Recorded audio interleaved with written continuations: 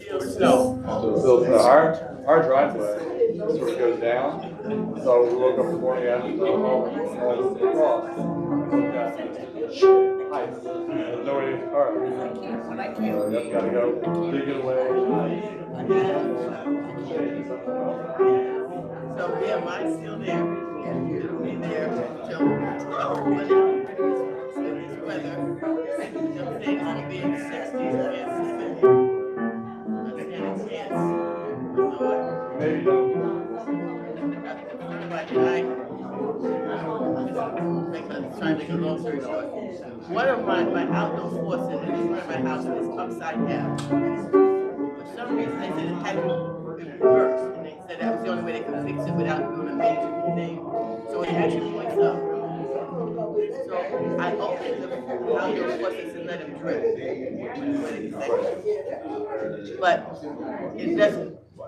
It kind of drips up and down because it's upside down. So I put a piece of plastic to keep it away from the house. I didn't want it to straight down to the house. That plastic has still got snow on it.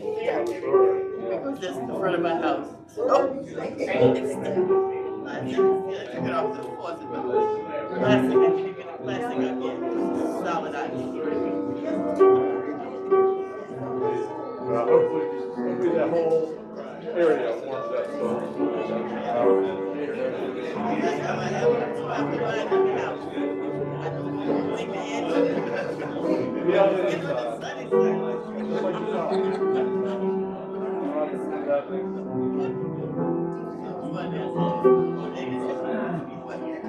I was here for like 4 years before it snowed. I didn't even know.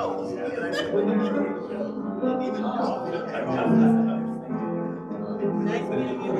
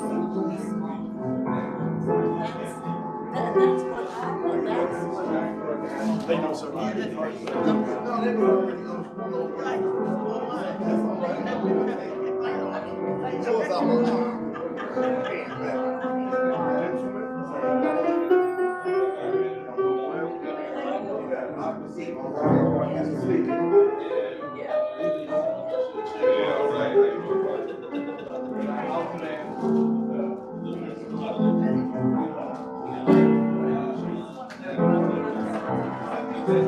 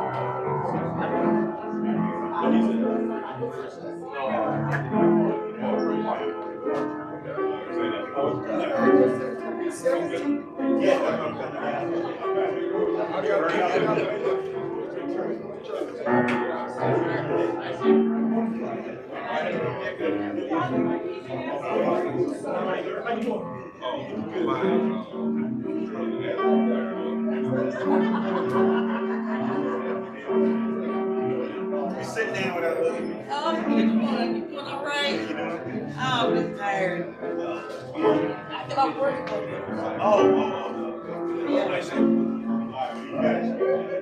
Yeah, so I ain't drinking no coffee. I'm a manager. I get off when everybody else goes.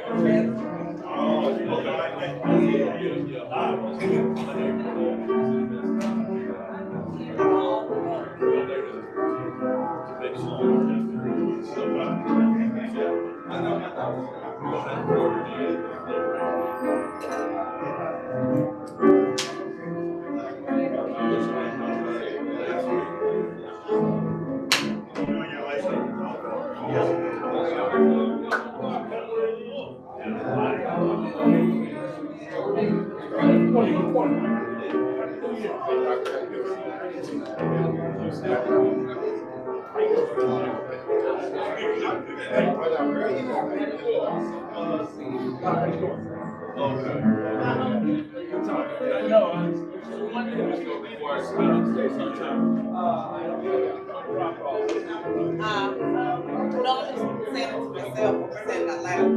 Doris Alice.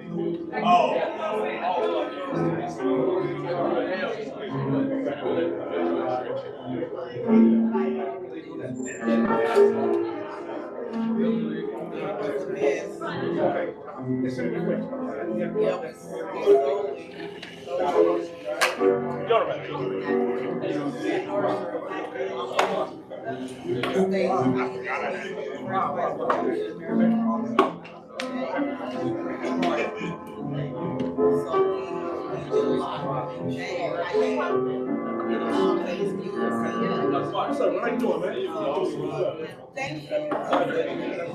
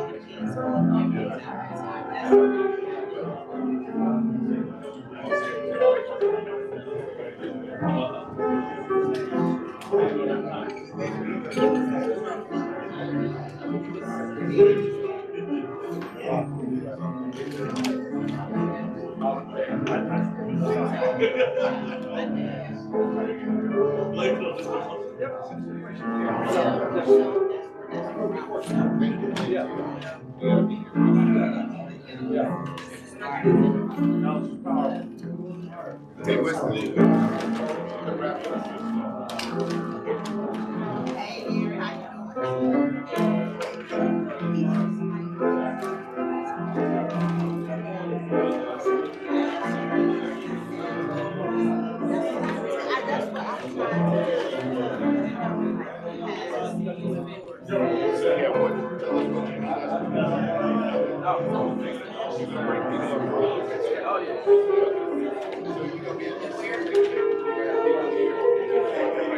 A regular Tuesday.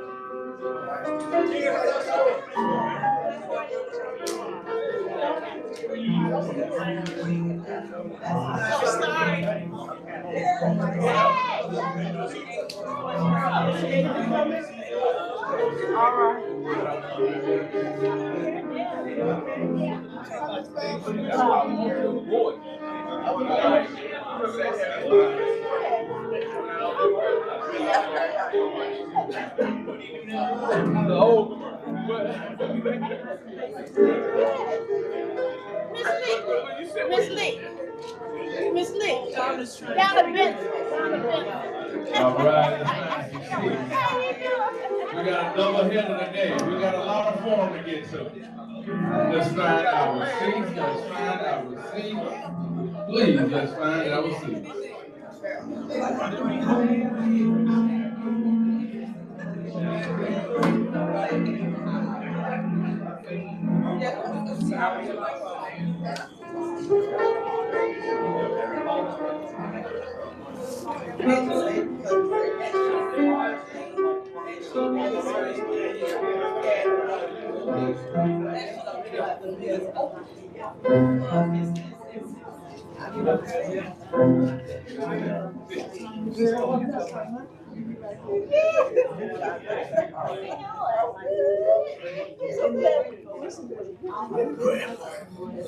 Yeah, he does.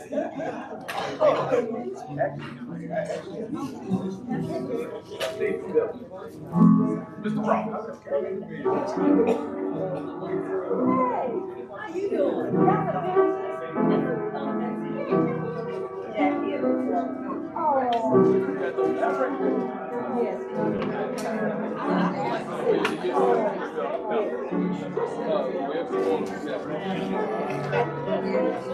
All right.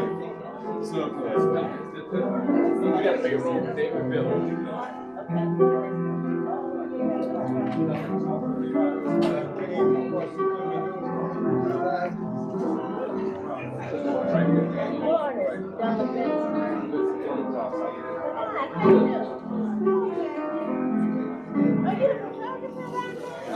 Oh,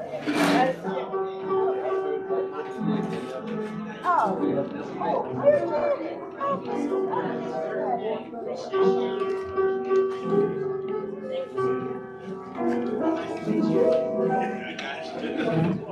right, all right, all right. All right. First time was the minute bell. Class has started now. Ladies and gentlemen, welcome, welcome, welcome, welcome, welcome. Delayed but not denied. The first rendition of Carter G. Woodson's Evolution of Negro History Week, founded in 1926.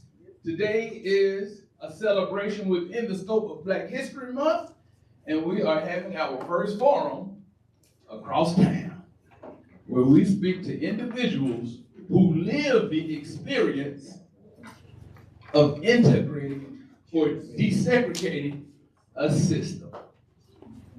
And we get to find out what that was like today via lived experience. I'm so excited, I don't know what to do, y'all.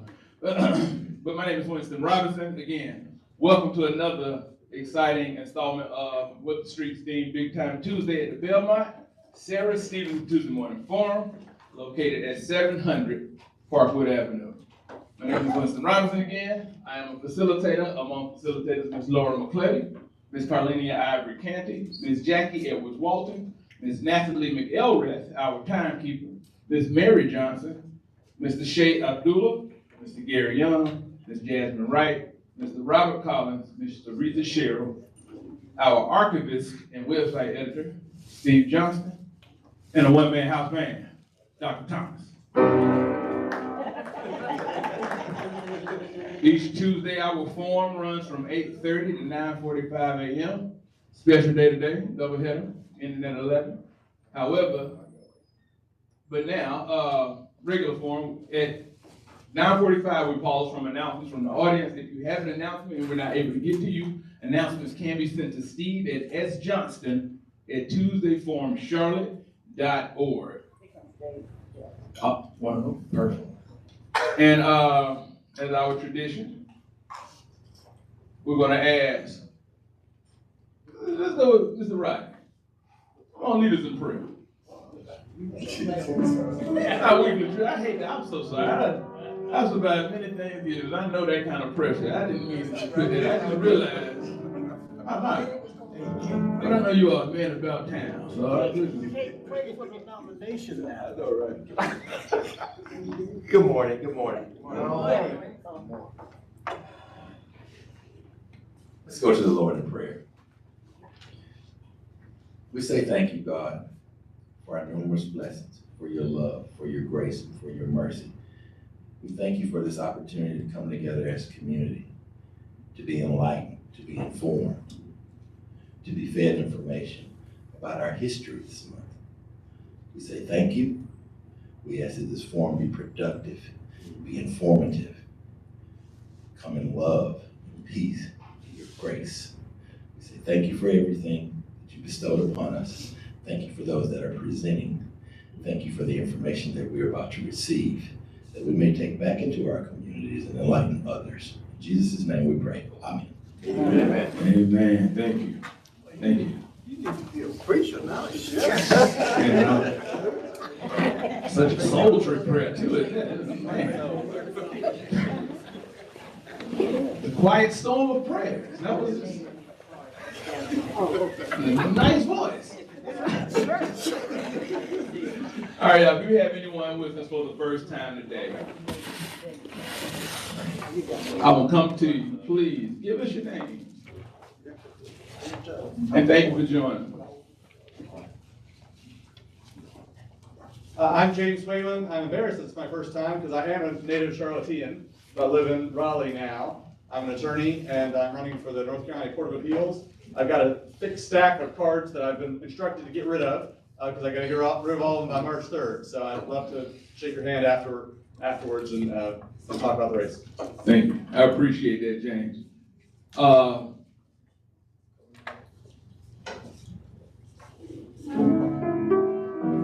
And just put in the interest of time, just give us your name. Actually, you're supposed to be up here. With the flags. Yeah, the whole reason for the conversation. Hey, hi. Back here hiding. I'm sitting in the man. I thought that was Billy D. Williams. You the whole time. There you go. Hello, I'm Jalen. This is my first time. I'm a college student. I heard I'm like trying to be a reporter, so I heard that this would be a good place to go get some information. So I'm happy to be here, and thank you for having me. Yeah, so come on now. Operation Get Jalen Plugged. We're gonna contact you up, everybody. We don't know you, young Jalen. All right, again.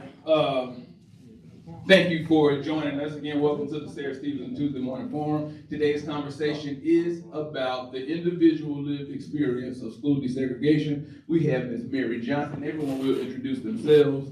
We have from left to right, my left to right, Ms. Mary Johnson, Commissioner Vel Malik, Mr. Ruben Flax, Mr. Ron Ross, Mr. David Belton, Dr. Donna Benson. Each one of the individuals on the panel made an individual contribution to the climate of the first year of school desegregation. They were years. Well, you can only have it once. Once you do it, it's done. So that one time, it ain't done yet. But this is our discussion today. After the, take how long, Ms. Natalie, for introductions? 1 minute. 1 minute? When they gonna tell this story, I'm not sure how to put this. So we're gonna have, I wanna open it up because I want dialogue to flow. This conversation is about perspective, identity. So I would love the voices of the room as quickly as possible. So I would love them to detail their, let's give them 2 minutes, 2.5 minutes. 2.5 minutes apiece. And what your experience was. Well, not the whole, what was the most Time is significant? short. The time is shorter today. Oh, guys. Okay. All right, a minute and a half. Minute and a half. I know. All right, let me just, look. I know, okay, we are taking up time. So let's just get this panel started. So please, Ms. Mary, I'm gonna give you this microphone. Start with the introduction. How was it? No, you just tell it. I'm excited. Excuse me. Okay, calm down. I'm so excited, I don't know what to do. I am just, when Winston asked me to do this, I hadn't thought about this in so many years. I mean, it's been a long time. And at first I was apprehensive about speaking about it because it was really a painful time in my life. And I said, I don't want to get up there because I might cry, you know. But I was transferred from West Charlotte to Independence High School. My whole neighborhood and the area that I lived in, which was basically Lincoln Heights. Okay, we went to Northwest and then to West Charlotte, which we actually walked to West Charlotte and Northwest. I really don't, you'd have to ask me questions to pull stuff from me because I can't just, it's so much until I just can't say it all. But I will say that when I look at this panel and I see Donna Benson, neighbor, when I see David Belton, neighbor, I mean, I played with them. And it's so great to see y'all. But this lady right here, and she's gonna speak, but I'm really honored to sit next to this lady, Mrs. Leak. Yeah. Because of, she was a teacher at Independence High School. And she was a savior to the students that came there. And we'll talk about that later. I'm sorry, y'all. Lord, the premise. I'm excited. The school, where you came from, where the school where you ended, and a little bit about your experience in between. What was expected, what was lived, what was reality. The reality was that I came from West Charlotte High School, and West Charlotte High School was a top high school.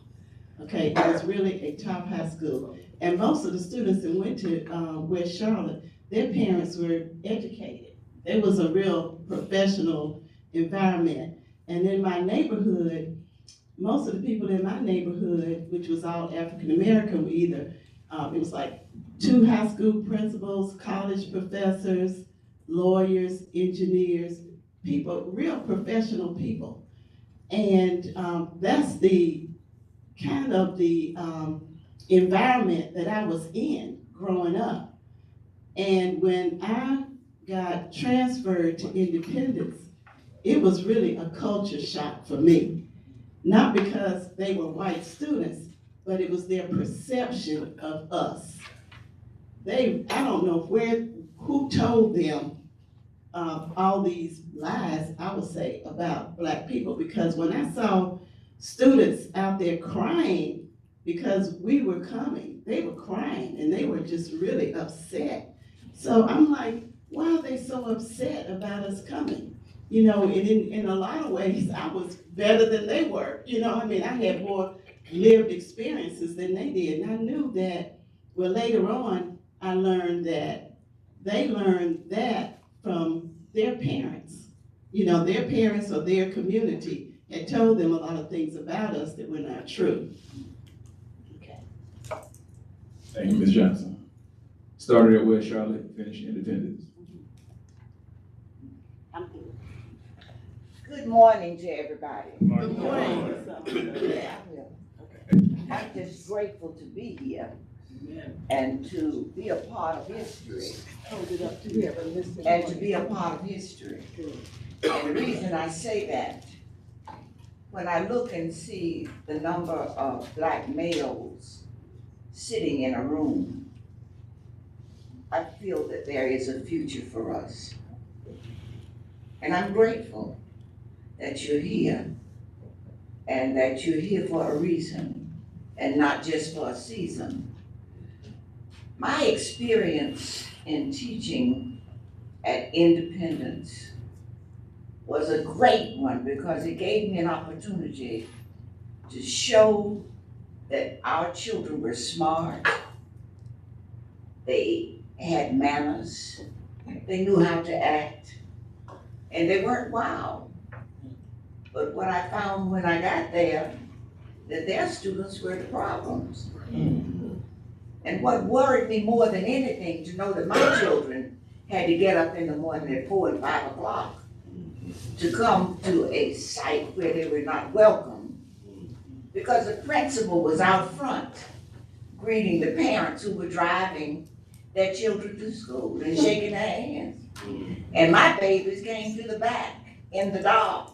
And that bothered me. No supervision, no lights on, but to get in the building the best way they could. So I took it upon myself as an individual. I didn't bother any other teachers. I took it upon myself to say something where it would make a difference. And the first thing I heard was, Leak, you better be careful, because you'll lose your job. And I did not let that bother me. You want me to stop now? I have a story to tell. I know, and I would love to listen to you for the whole hour, but we can't. We gotta give everybody a chance. Okay. We're coming back. They're coming back around. We need to have you just mute. Good morning. My name is Ruben Flax. I am president of Wilson Heights Neighborhood Association. I grew up in what was Brooklyn on South Myers Street between 3rd and 4th. Segregation was just a way of life. It was all we knew. You know, we didn't, say anything because we figured that's the way it's supposed to be. I walked to school in Myers Street Elementary, 3 blocks from where I live. High school, I went to 2nd Ward. And by that time, they run everybody out of Brooklyn, and we moved over on this side of town. Went to West Charlotte in the 10th grade. Everybody that lived north of I-85 got transferred to North Mecklenburg, who at that time were known as rebels, as in Confederate rebels. They had a guy with a big Confederate flag waving at all the pet riders dressed in a full Confederate uniform. And this was 10 miles from where we lived at. bus 10 miles as opposed to walking 3 blocks to West Charlotte. But it's all tied in together. I'm gonna try to keep this short. My biggest memory of Brooklyn, living in Brooklyn, was the late 50s. I must have been 8, 9 years old. Police department came to our house. They were trying to start a recruitment effort for black police officers. I remember two white police officers come to our house, sitting there talking to my daddy and being typical kids. We outside listening. White captain asked my dad to say, if you became a police officer, what would you do if a white man called you a nigger? Excuse my French, but my daddy looked him straight in the eye and said, I'd blow his goddamn brains out. The white captain got up and said, thank you, Mr. Flax. That's my biggest memory of Brooklyn. Now, once I got to know Mecklenburg and saw how everything was Confederate themed and all, it just closed my ears and closed my eyes. I lost all interest in school. I dropped out, joined the Marines. At 17, got sent to Vietnam 3 months after I turned 18. Got shot twice before I was 19. Got shot once again after I was 19. But that all played in the part in making me a man. And that way, even today, this puts me in a position to say, which one of you inbred rednecks is in a position to tell me I don't belong here? Okay. Thank you. Good morning, my name is Ronald Ross, and I'm neighborhood president of Northwood Estates, and also engaged with Historic West End Green District. Just to hopefully do this rather quickly, my mother was born in Charlotte, North Carolina. I happen to have been born in Germany because of my father being in the military, and when he retired, we relocated back to Charlotte, and I was in the 2nd grade. Went to school at Fairview Elementary School, which is in the Greenville community. Walter Byers Elementary School is now in that community. Went to school the first day, and I came home and I said, Mom, where are the other kids at? Because my father was in the military, and again, I'm not saying there wasn't any racial discrimination in the Army, but I played with kids of all race, nationality. And so that was my introduction to segregation at 7 years old. After Fairview Elementary School, I went to John Taylor Williams Junior High School, which was built in probably, I think, 1962. After John Taylor Williams, a political person here, a doctor and so forth. And I think probably and just one note, if you've never been there, there's a gymnasium that was built. It was built in resemblance of the Coliseum, the original Coliseum, Bojangles Coliseum. So it's a brand new school. And after, I think the 9th grade, we went to, the schools allowed white teachers to come into the schools. They integrated the schools with teachers initially. And then going into the 10th grade, busing was started. And I was scheduled to go to West Mecklenburg. I went to West Mecklenburg one day. I moved with my aunt and my grandmother so I could go to West Charlotte, which white kids, black kids did the same thing. They moved to where they could go to, be able to go to school. Okay, hopefully we'll have some questions to go on. Thank you. Ooh, I know, yeah, I know. We're coming back. Believe me, we're just setting up the conversation with your introduction. You might as well keep that sign up for now. I'm going. My name is David Belton. I grew up here in Charlotte. I went to schools on the west side, West Charlotte, up to my junior year. Up until that time, that was the first year of desegregation, 1970. And senior classes after that could stay at their schools, but they would not allow us to do that particular year. The first day of school, there was a wreck on Central Avenue. And I remember we were sitting on the bus and we were going, okay, is this an omen? You know, what are we supposed to do?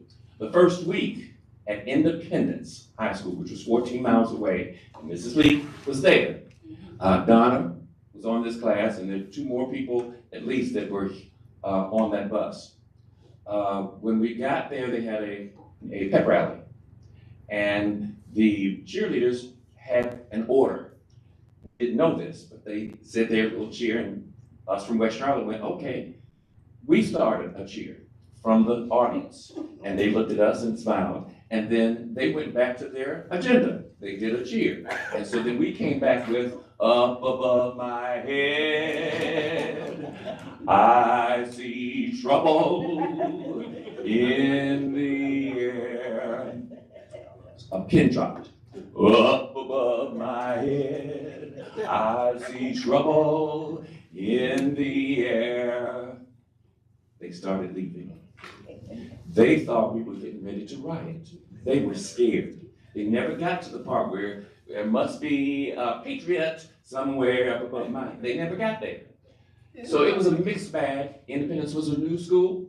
There were some nice people there, some nice teachers, but they were not at the caliber of the academic rigor that we had at West Charlotte. And we were kind of looking at them like, okay, show us why we were supposed to come all the way over here.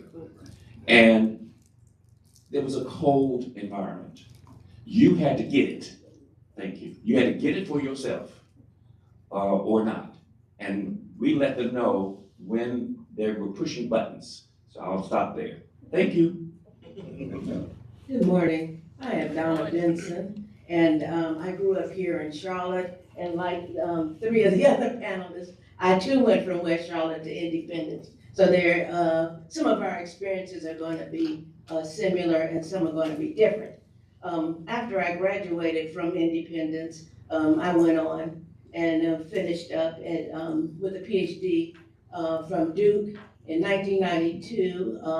After serving as the Associate Vice President for Academic Affairs for the 16 campuses of the University of North Carolina, I became the interim chancellor of North Carolina Central University, primarily because C.D. Spangler wanted me to get the university ready for Julius Chambers, and I was honored to do so. In 1995, they asked me to serve as the interim chancellor of Fayetteville State, and one of the former governors said that I was the fire person of North Carolina, that I would go to campus, putting out fires and stuff. But at any rate, I enjoyed those 2 experiences, and I'm proud to say that I retired after 20 years from Winston-Salem State. And so this lady said, Donna, have you been the chancellor of every university in North Carolina? And the answer is no. But I do have some reflections that I'll share when I have time. Okay, thank you. Thank you so much. I want to open up the question with this, Commissioner Lee. Commissioner Lee, you are the sole educator on this panel. What would you say your expectations were versus your realities, and how did they differ from the students? And would you say you believed in what you were hoping that they got from their experience? First of all, I had to know who I was first before I could inject the necessary needs for the students to survive. Because I was in the meetings that we were having, what we were being told, and how we were being told, and how we were treated as Black teachers. You know, there's always a way that they pay us. And they paid white teachers more than they did Black teachers. And the way they did that, they came up with programs that you had to come through and make sure you met the requirements of white supervisors who were supervising you as a teacher. But the students that came to us from West Charlotte Senior High School were brilliant. I never saw a student that came from West Charlotte that could not read, write, and do critical thinking. And that was important, most important. And the second thing was, they looked like students. They didn't come there looking like Jezebels. they were dressed appropriately, and their behavior was appropriate. But the thing that bothered me was the greeting of our students in the dark, and the principal, who was white, was out front greeting the white parents. And my statement in the faculty meeting was, why are you out front greeting the white parents and my babies are coming in the back door in the dark? And one of the teachers said, you're wrong, Leek, you can't bring that up here now. I said, well, when can I bring it up? It's going on. It's happening to our children. So we argued in the meeting, and the principal let me know that I could not speak unless I was recognized in the staff meeting. So I went along with that for a while, and then I stood up and began to talk about the inequities of what was happening with cheerleaders. There was a percentage of black versus percentage of whites. Any organization that was there had to have so many blacks and so many whites. But then it came homecoming time, and all the students were white girls and white males. And it bothered me that not one black girl offered herself to run for Miss Homecoming. So I selected a young lady and pushed her out front. And she became Miss Homecoming. But she didn't have the appropriate attire for wearing at that affair. The teachers got together and raised money. We bought clothes for her so she could be dressed. But then we learned that they had to go through an interview process at Myers Park. My question was, why would our representative have to go to Myers Park to be questioned about her life and where her intents were, and why did she run for Miss Homecoming? So that was a part of the process. And I made it through that, and we did. We bought clothes for her. And things moved along smoothly for a while. But when cheerleading time was to select cheerleaders, well, you can only have 2 blacks versus 5 whites. I said, well, I'm gonna set that up. And I felt alone on campus because the black teachers would not support what they should have supported. And I guess they were thinking about the welfare of their families and how to maintain their jobs. But I guess I was just born with that in me. We moved here in 1964 during the civil rights movement. My husband pastored Little Rock in Zion Church. And he ran for mayor of this city in 1969. He and John Belt fought for that process. And John Belt won, and we lost by 500 votes. We didn't have the money, we didn't have the know-how, but up comes the Black Political Caucus, who was brought up with Jim Richardson and several other black men. And they met at the Excelsior Club to organize. Oh, I'm sorry. Yes, we're gonna stick to the schools here now. And I'm not saying a thing, I'm gonna tell you, I'm not saying a thing. Right. We give you all the eye contact I can now. I'm not saying a thing. We have a question from Mr. Coons too. Yeah, real quick, Commissioner Lee, what years were you a teacher over at Independence? In 1970. 7. Yes. And that day of 1972, the first riot was at Independence. And the white boys went to the auto mechanics building and got chains and wrapped them around their arms. And those of us who were not afraid greeted those white boys and white girls to stop them from bothering our kids and hiding our kids in classrooms. 1972, and I'll never forget it, how they came down the hall swinging those chains, and someone knocked out those windows at Independence that morning. And they were not going to bring a bus to take them home. But we fought and talked about it. You can't put these kids on the street to walk from Independence back. That school was built for white families.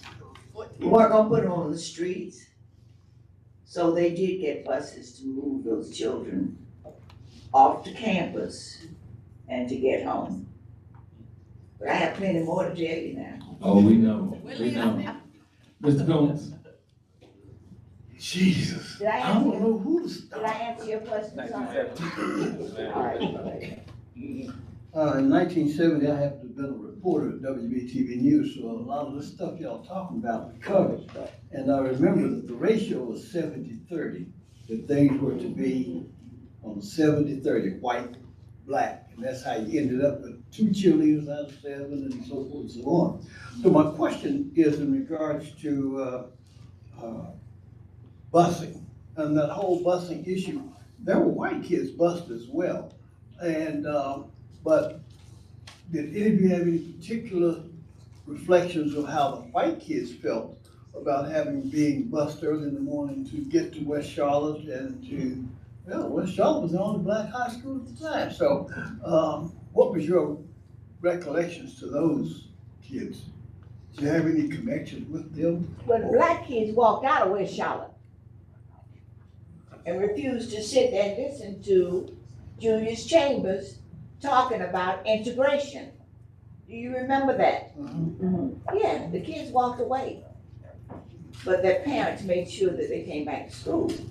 Dr. Durant was the principal of West Charlotte. And one of the things he said to the administrative team, I will not have a teacher who has not had at least 3 years experience teaching, working with my kids. He said that. He said, if you do, I'll quit. Dr. Durant. So that was another piece to it, that the academics at West Charlotte was superior. And they brought in the IB program. I just said, there was always a way to pay black teachers less than what they paid white teachers. Next question. Anybody else would like to share their response? Better education.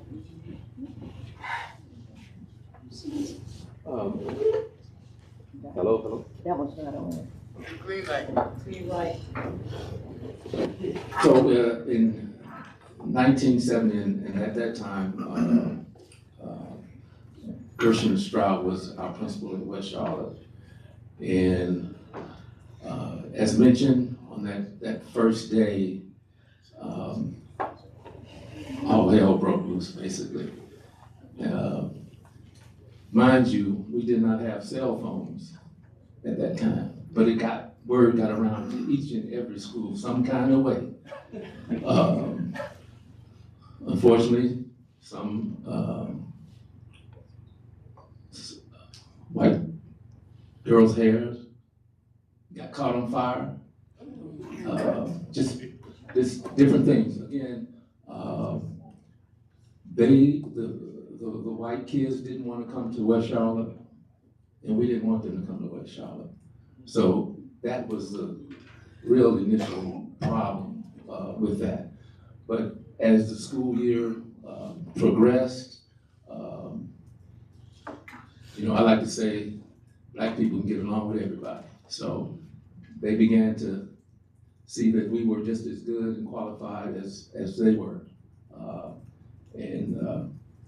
Unfortunately, a lot of friendships were not established because of the busing, because as you go to school on the bus, you get off, and you had to get back on the bus to go. So a lot of friendships, but there were some friendships that were formed as being members of different school functions and classes and so forth.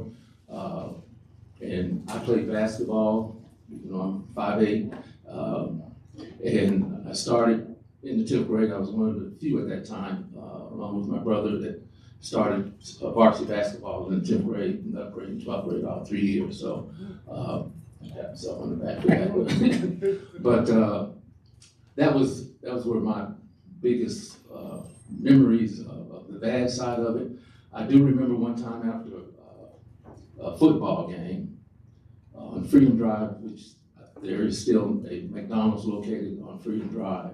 So after a football game, we would go to, drive-in or McDonald's or whatever.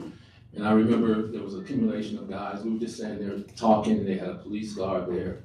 And again, we weren't doing anything, but just basically hanging out. So the policeman walked up to me and was saying, "Get out of here, get back to your car." And I said, "Why, what am I doing?" And all of a sudden, he pushed me down on the ground, a couple other people, and fortunately, nobody got hurt. And then years later, I'm thinking, wow, I could have gotten shot or killed or whatever. But those were some situations that we had to experience and endure during that time. So. Cheerleader. Well, I can't respond to the white students that came to West Charlotte at that time. I can respond to years later when I came back and taught at West Charlotte, and I had the cheerleading squad. And you're right, we had 70-30. There have been some lifelong relationships that have happened, and I think by and large, they were surprised with the welcoming experience that they had. Kathy Merritt, I remember a news person, she became a news person later on. She spoke about the experience that she had. She did not expect that it was going to be as nice and the academic rigor was going to be there until she got there and she saw it for herself. Yeah, that's the cheerleading. He asked about cheerleading. Yeah, I could be up here for a long, long time, but I won't. And I just basically have 5 major points that I want to throw out and get some feedback from the audience, because we're just talking about personal experiences, and all of you had personal experiences as well. The first thing is that. Excuse me, we don't, this is time for us to ask questions of you. I don't think, are we going to? Oh. Well, I wanted to see where it was going. You want to question the audience? Well, the engagement, we might not have time for, but you can, Yeah, there's principles that will give the audience a chance to reflect and ask questions. I think that it will stimulate the discussion from the audience. Yeah, let's go ahead. Okay. The first thing is that, and some of you can respond to this, I think that our parents and teachers prepared us for the day that we would be asked to integrate. I can remember Virginia said, she wanted to make sure that we knew grammar. So when you go to the white school, you're gonna have to know your grammar. So she basically instilled that there was nobody more rigorous than Virginia Shedd, unless it was Barbara Davis. But anyway, Miss Amos. Miss Amos, yeah. So our student, we were born in 1954, the year of Brown versus Board of Topeka.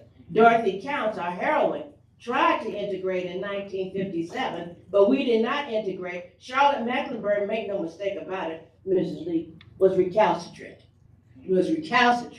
Did not want to integrate schools. So it took 16 years of litigation. Julius Chambers, brilliant, arguing Swan versus Mecklenburg. This is a tale of, basically victory for the black community against all odds.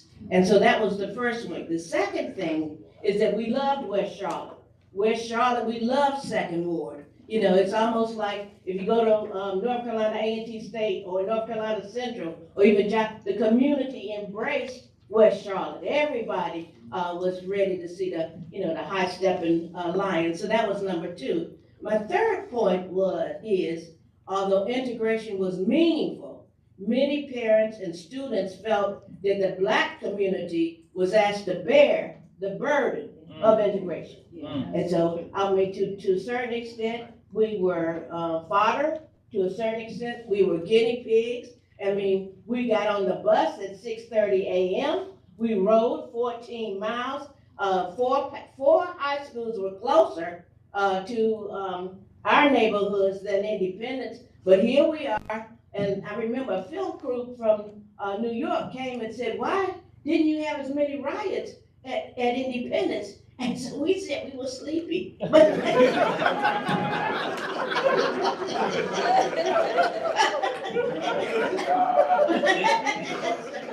but that was, I mean, but the burden of getting up, I mean, it was dark when Pam and Sharon, we got on that bus, you know, riding on the bus, and then of course at 2:30 we would ride back. That was a waste of time, okay, for us to ride that far on the bus. So the burden was on the Black community, and Independence showed that things could be better. The one good thing I thought, Mr. Haywood said, okay, from 10:15 to 10:30, we're gonna have ice cream every day.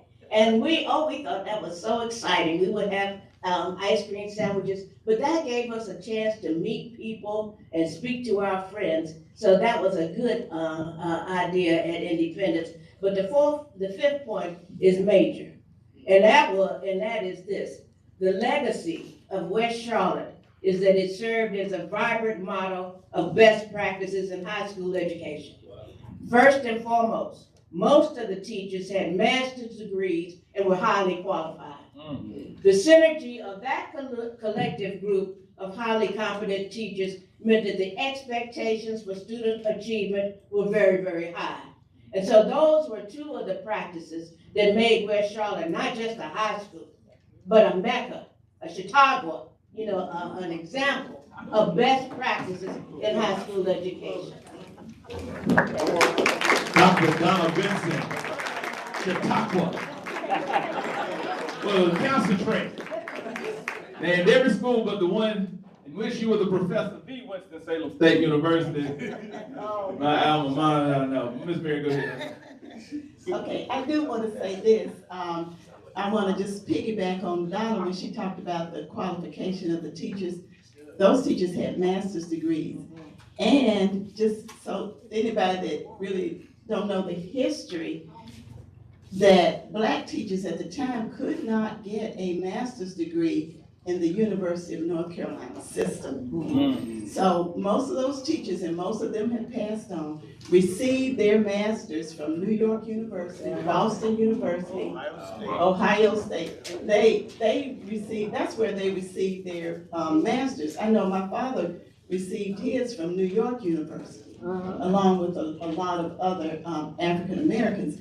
And the second thing is that David Belton's mother was the high school counselor at West Charlotte. And that counseling position is very, very important.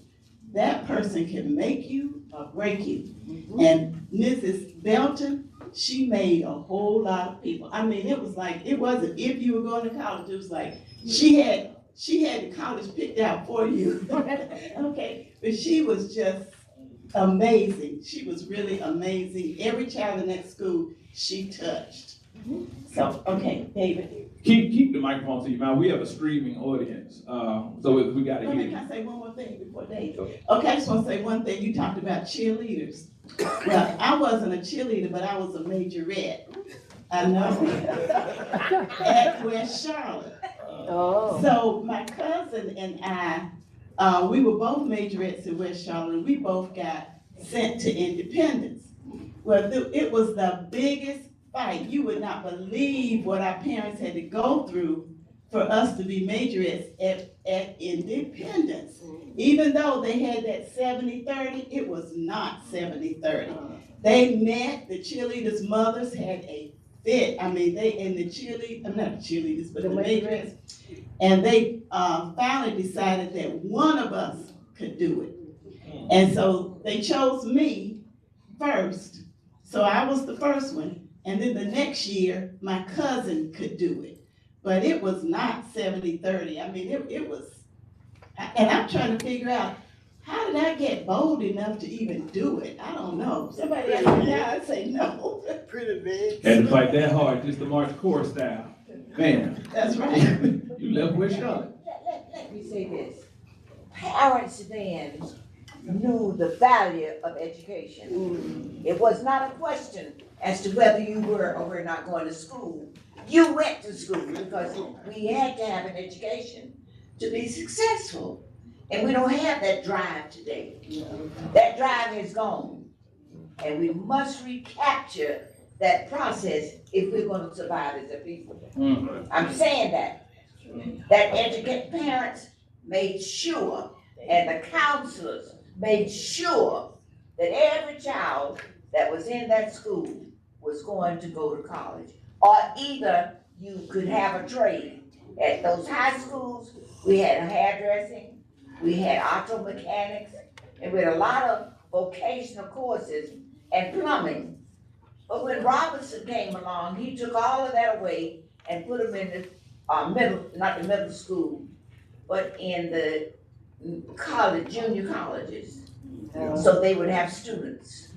But we've got to get back to valuing education and telling our children what they're gonna do, but not asking them what they want to do. That's right. Okay. Ms. Dillon? Thank you. Then we got a question from Chris. Thank you, Mary. By Mama. Appreciate it.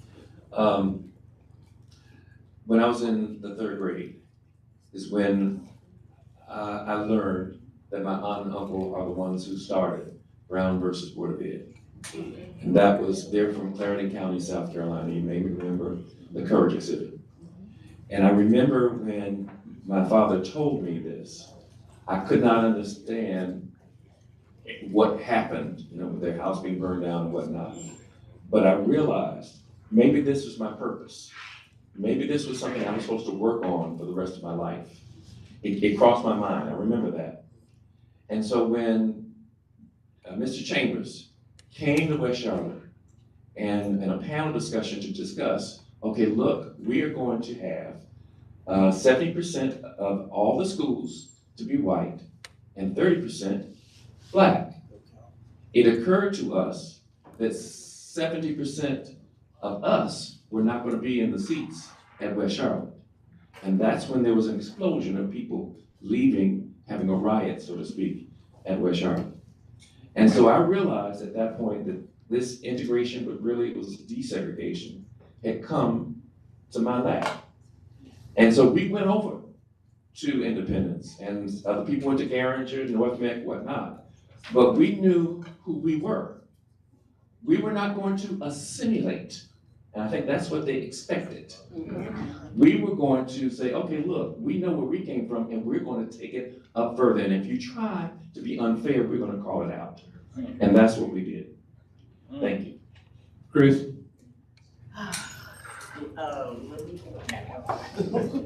Thank you guys for coming and sharing this with us. Mr. Flax, my mind is just blown.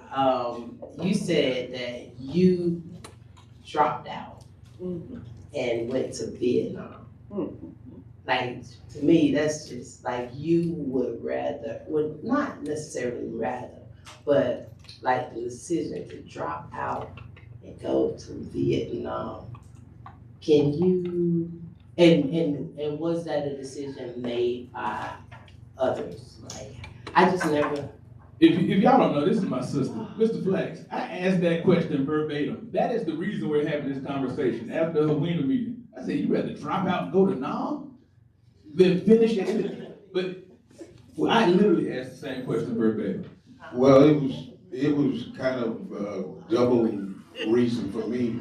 Number one, like I said, I had lost all interest in school, and I failed 11th grade, and I was due to repeat the 11th grade.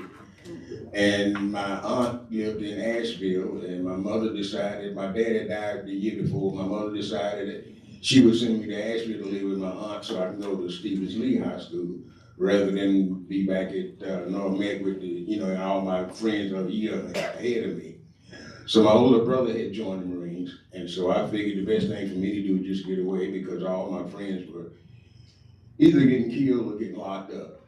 So I figured the best thing for me to do was get away, and that's what I did. My mother had to sign for me because I wasn't 17. She had to sign for me to go in because you can go in on your own at 18, but they would take you at 17 with your parents' signature. So that's what I did, and I got my GED while I was in the military. And at that time, the federal government had a program, if you were active military and you got your GED, you could get a diploma from any high school in the United States. even in a state that I never set foot in before. So when I get everything done, and they say, what school do you want on your diploma? Even though I did go to Samoa 2 years. But that's what did it for me. And it opened my eyes as far as being around other people, other cultures, because I had, my only biggest experience being around white people was in the 11th grade when I got transferred to North Mecklenburg. Because before that, usually everything was right there in your own neighborhood. You had very little reason to even leave your own neighborhood. Churches, grocery stores, laundromats, dry cleaners, whatever you want was right there in your neighborhood within walking distance. 14 churches in Brooklyn. So that's what did it for me. And like I say, once I got my GED, then I figured, okay, I'm legit now. I mean, I'm at least a high school graduate, you know, because I never, at that time, my frame of mind, I wasn't in the frame of mind to go to college. My path was different. My Institute of Higher Learning was the University of Bakersfield Road, where I majored in theology. So that was one of the biggest reasons, if not the biggest reason, that I did that. Unfortunately, The Army was the salvation for some young people because their parents could not afford college. And the Army was the best. This is tough. The Army was the best place for them to go. It taught them how to respect themselves. It gave them the training that they had not gotten. But then when they came home from Vietnam, America rejected them. And we joined that same crowd of what white folks were saying was right for them, so it's right for us. And I can't get it out of my system as I get and think about the struggles that we had, but there was always a provision. You could get sugar from next door. You can't go to your next door neighbor today. You don't know who your next door neighbor is. We didn't kill each other then. We supported each other. If your family had problems, they became the problems of the neighborhood. And parents allowed neighbors to help rear their children. And that's a fact. And I marvel at the strength that people had then that we do not have today. You don't have it today. You accept anything and you go along with anything. I'm sorry. I just want to say that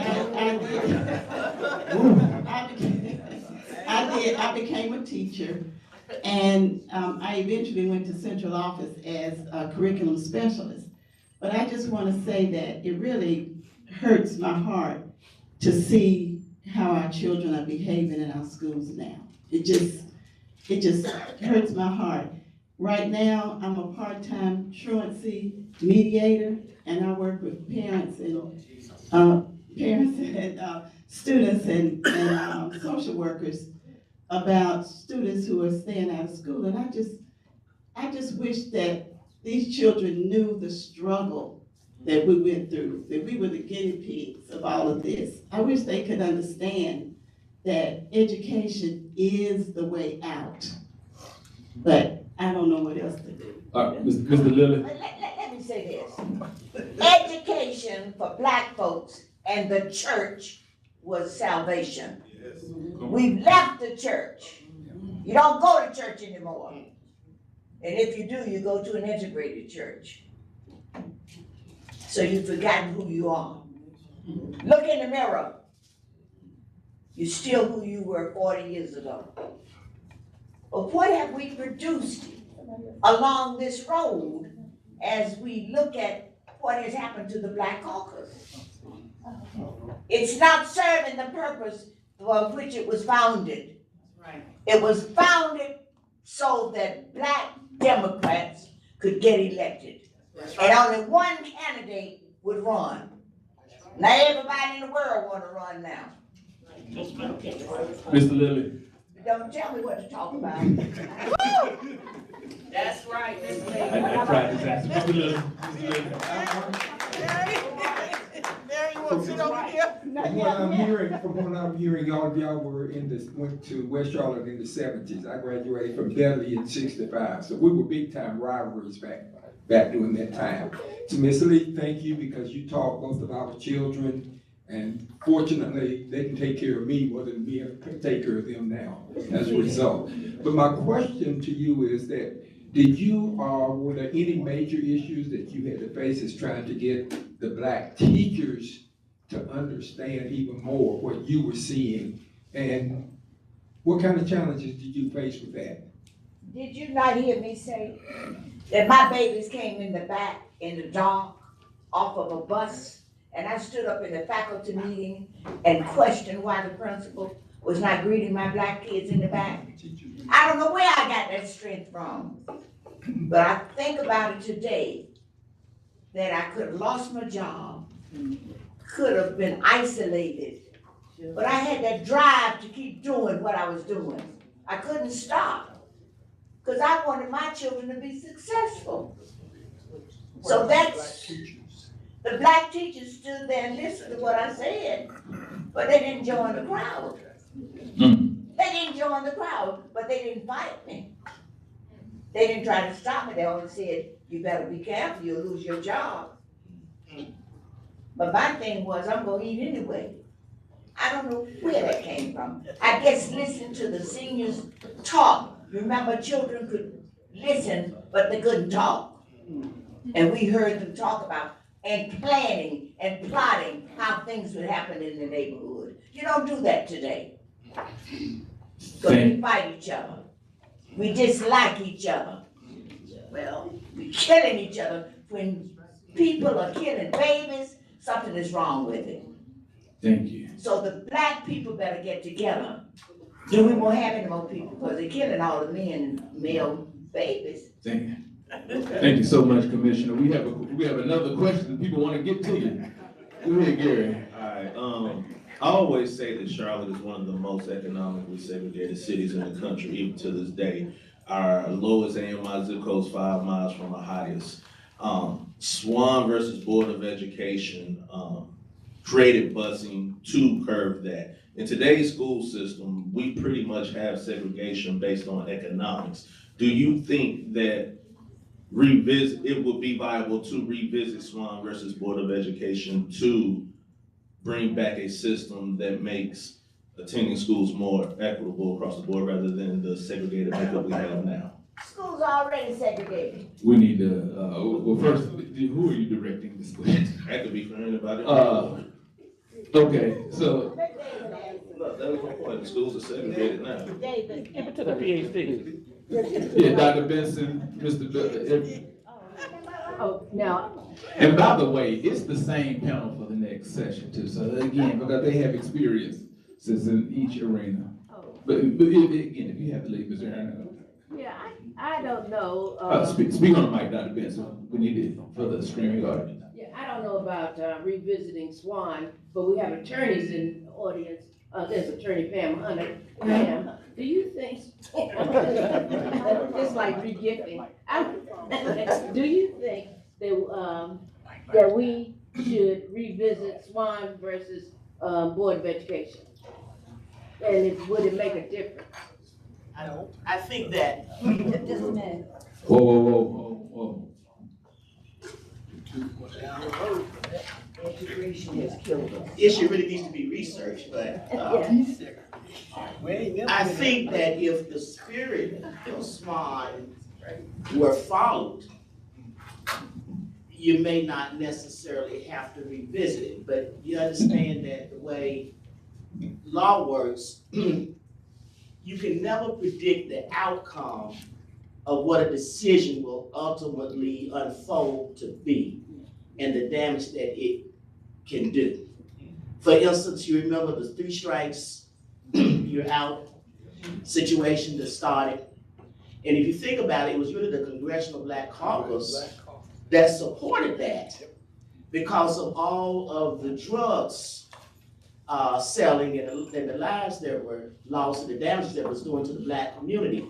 But no one could have predicted that you would have had judges sitting there who would throw the book at people. If a sentence could be between 6 months and 15 years, first offender, they would give them the 15 years with just an abuse of discretion. And that is what has happened with Swan.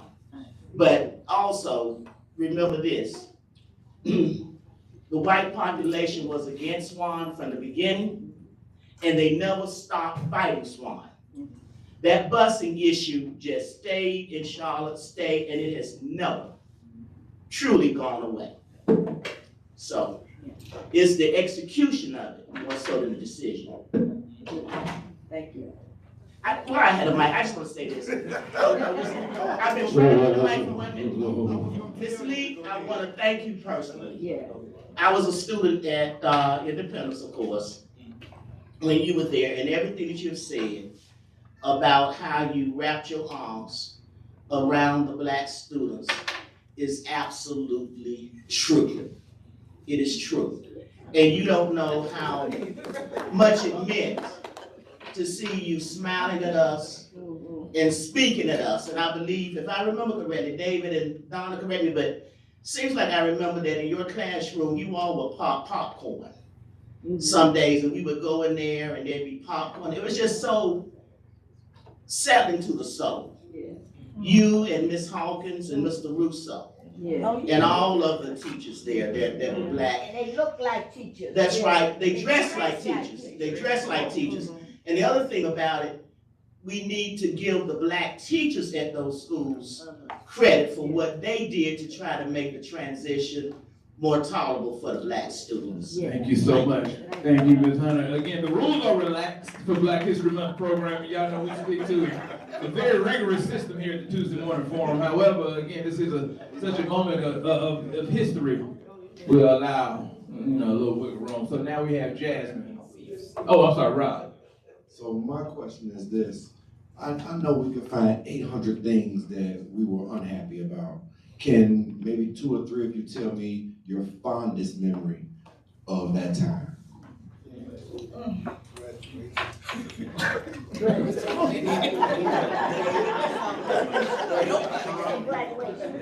All high schools came together and we were out at Ovens Auditorium. We need a microphone. That's where we had commencement.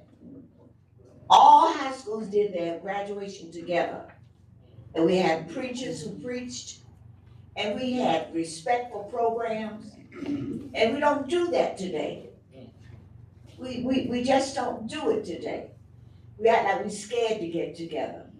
And for this to continue, that we had a Tuesday morning breakfast, we need to have Friday night's fish fry. Because we've got too much to do to sit around and not do anything but to fight each other.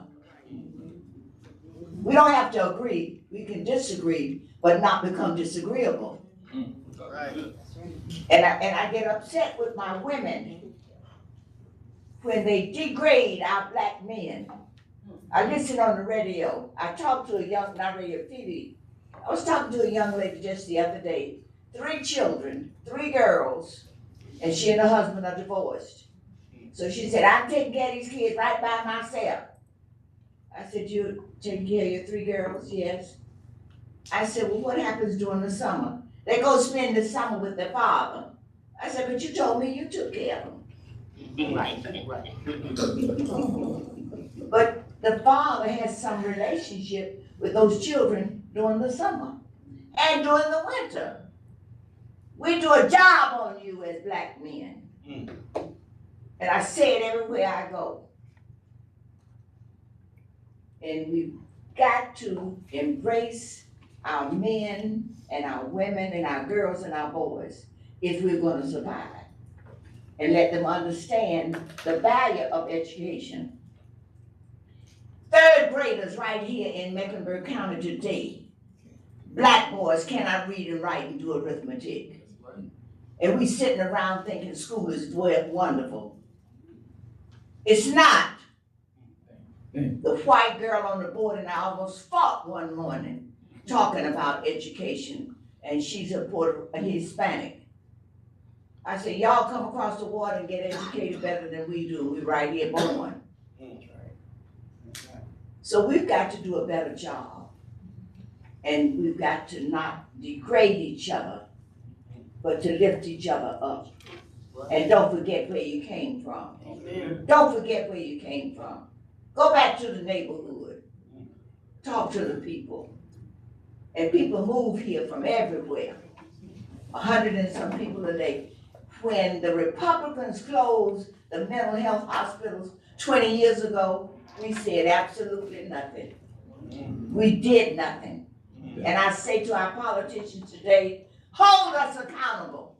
Hold us accountable. You don't demand anything from us. But just to sit around us sometimes. Thank you. And I say it everywhere I go. If you elect somebody to office, hold them accountable. What have you done for me lately? That's what you need to ask. Thank you, Commissioner Lee. That's what you need to ask. I'm sorry, son. No, it should be earned. And I'm telling you the truth. Yes, ma'am. We get in these meetings with white folks and we think we will ride. Don't do that. Don't stop me, girl. Mr. Ross. Then I would love to hear from Dr. Benson, a lifelong educator who many systems. I would love to hear your perspective on it. Yeah, I want to talk to the audience about. After Mr. Ross, Dr. Benson. Oh, after Mr. Ross. Am I right? The question was about what was your fondest memory? My number one fondest memory was to be able to go to West Charlotte. That was a school of choice. My mother, my uncles, everybody went to West Charlotte that I knew. I did have one brother that went to Harding, but I still loved him. And so definitely that was my best memories. And it's mentioned earlier that the teachers, all of my teachers were extraordinary, going back to Fairview School in Greenville, a 3-story brick building that my mother went to when she was a little girl, and her brothers and sisters. And they went, I wouldn't know Black history if they didn't tell us, because we didn't have books that told us about our history. The Black National Anthem, they taught it to us. No book printed for us. Harding High School, formerly West Charlotte, they sent all their old books to West Charlotte. We got the books all marked up and all that kind of stuff. Isn't that the reason the schools have the same colors, Harding and West? Right. And Central. Right. Guaranteed the second one. And the history repeats itself. The same situation occurred when they were discussion about building a new West Charlotte. The new West Charlotte, from the original one that was at Northwest, and then the one that was built later on in '58 on Senior Drive. They did not want to build a new West Charlotte. The community rose to the occasion. The educators, the politicians rose to the occasion to fight that again. In recent years, in New West Charlotte, the same scenario occurred. Say that again. About the same scenario. The same. I fought for us to get a West Charlotte High School. It was not on the books. And for Bronze Avenue. If you're gonna build some schools across town for white folks, you're gonna build some schools for my people. That's right. And I was fighting by myself for us to get a new high school. And the first thing somebody said in the neighborhood was, us don't want no new school. Us want West Charlotte. And all they were doing was adding classrooms and bathrooms, not expanding the buildings. And we have it now. And at the very first meeting they had, Ship gets up and said we want to cut back on the number of classrooms at West Charlotte. She made the motion, not looking for growth. And I'm not afraid to say it. She was out of order. She was out of order. Now it's overcrowded. Now it's overcrowded.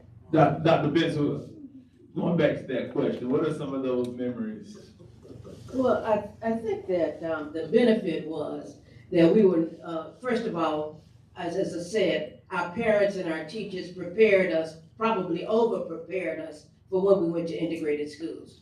I remember that one year, Charlene Bell and I were so concerned about being ready for the integrated school that we went to summer school to take Algebra 2. And when we went there, they said, nobody comes to summer school. Do you need any remedial math? Or no, we wanted to take Algebra 2. I was so prepared in math that when I got to college, I placed in calculus. Okay? Now, the problem with that was that I was in a predominantly white college. If I had placed in calculus at North Carolina A&T, where you had those black engineers and PhDs in electrical engineers, they would have been able to say to me, this is what you can do with calculus. But I was so disillusioned by being the only black student in calculus during the freshman year, the teacher hadn't spoken to me yet, that I decided to change my major. Okay? And so we don't know intellectually the price that was paid. I don't know how many students dropped out. We don't know what your career path was military. We just don't know, what the price was, the opportunity cost loss for integration. But moving back to Charlotte, I'm just impressed by the fact that we had a lot of black businesses, Mrs. Leak. Remember on Statesville Avenue, you could get buttermilk fried chicken from Jordan's Restaurant. You know, we had a lot of black business during segregation. I don't think we have a handle on how much we lost economically with integration. Because who mentioned going to McDonald's? I remember we'd go to Freedom Drive and get a cheeseburger for 25 cents. But we had stopped going to Mr. Jordan's restaurant. And when we stopped supporting our black businesses with the integration, the varsity. Yeah, all of those black businesses that we cherished and we had no choice to go through once we got a choice. I think there was even a black hotel. I know when you went to The Alexander? Yes. The Alexander Hotel? Pardon? The Alexander Hotel? Was that, black? Mr. McDonald. Oh, McDonald's Hotel, Phase 4. Oh, Best Western. And when you went to Atlanta, everybody had to go to Pasco's, you know, to get that fried chicken and stuff. So we don't know. But Tony is here. Tony, in terms of the culture, what do you think the impact of integration was here? She's from a Son of the Time. Thank you, Dr. Benson. Hold on, Ms. Johnson wants to chime in before your question, Jack. This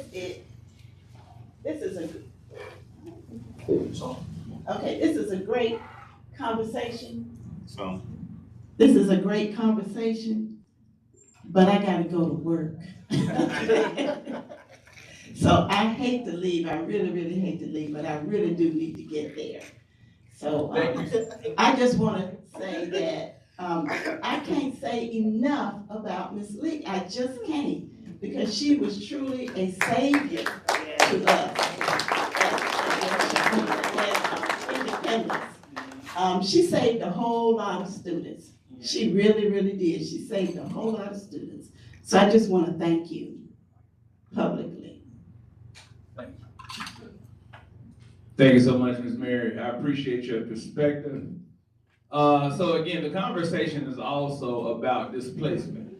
Every time, it's not just urban renewal, but every time there's a major a project in the municipality, black people become displaced. Whether we talk about the airport, whether we talk about the highways, the roadways.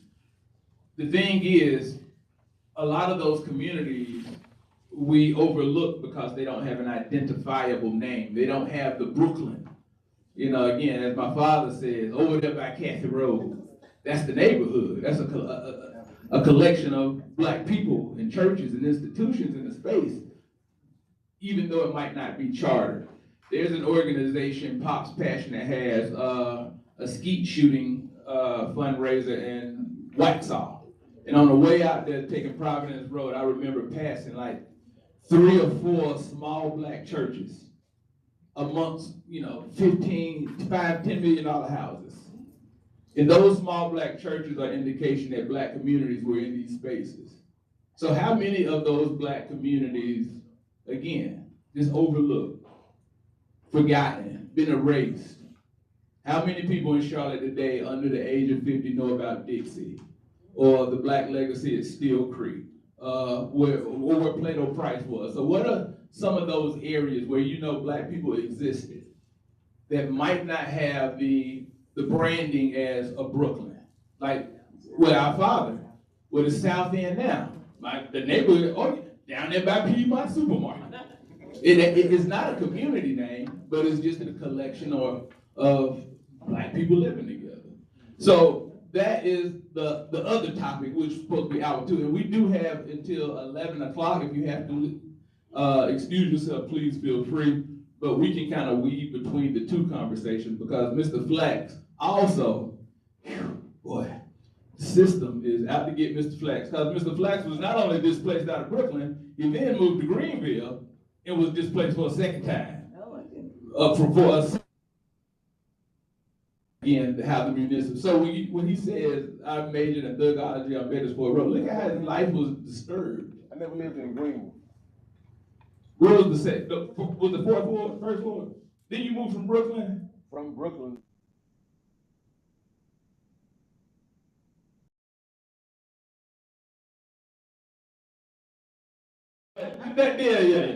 That was the truth. So we transitioned it into the next conversation. He's host. Yes, Blanche, with Dr. Penn, we will have security escort you out.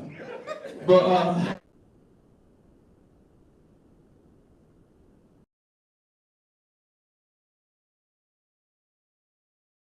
next question, which comes from Ms. Jasmine Wright.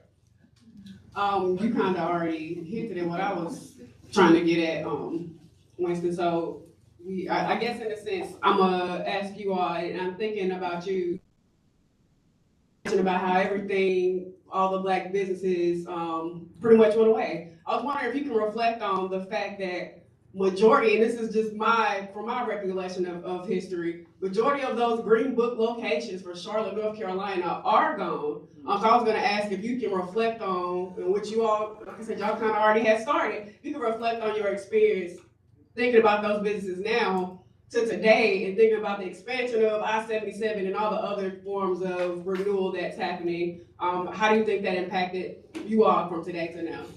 And then somebody had mentioned something about Ms. Tony. Y'all want me to? Yeah, let's get that. Okay. Well, those of us who grew up in Charlotte certainly remember the Excelsior, okay? And it was a cultural institution. And I don't know, I haven't done any research on how many businesses we lost. Well, my impression is that we've lost a lot. And some of them have been replaced by new black businesses that we didn't think about. Remember, you know, some of the barber shops and the beauty salons that we went to, and some of them have been replaced, but some of them have not. And one of the perspectives I think that we have not covered is the perspective from the perspective of musicians. I don't know what it was like to go from primarily playing. Remember, we used to have those big dances in downtown Charlotte. We even had social clubs, the Cavaliers, the Saxons, and we had all types we made our own fun. We couldn't go to different places, but we made up. We made up for it. We had the Swanks, and we had the Moles and the Mules, and I dare not start talking about the sororities and the fraternities. you know. So we made our own cultural life, but I don't know to what extent integration enabled our Black musicians to branch out. You know, in other words, were they primarily playing for all Black dancers and all Black audiences, and now they were able to play throughout the city, play, you know, a kind of different venue. But one of the things I think that helped with integration was that Black students and white students started listening to the same music, you see. And when we all started listening to James Brown, and Tony's husband, Tyrone Keith Jefferson, played trombone for James Brown. Okay, when we all started listening to the same music, I think that began to help with the integration process and help with race relations. But I don't know, I'm not a musician. My brother, Gerard, was. But I'm not a musician, so I don't know what the transition from segregation to integration did from a musical perspective. And so, but one of the best singers in the nation is here with Tony and the Sign of the Times. But Dr. Benson, I cannot allow you to ruin my Black History Month programming because she will be a guest on the 4th Tuesday of the month on February 25th. So that is a law to show how exciting that installment of Tuesday Morning Forum will be. So please tell us about yourself, Ms. Tony. Thank you so much. About me really is not important, but I think what is important is that everything that Mrs. Leak has said and that everybody on this panel has said is reflected in the art. Art tells you shows you what's going on in the community, in the culture, in the moment. And so it is a bringing together of all that has come before into where we are right now. So you're right, through integration, we lost a lot of one of the things folks the credit for what was actually created. And the truth of the matter is, and I'm gonna say it, I'm gonna take on some of that strength from Ms. Lee.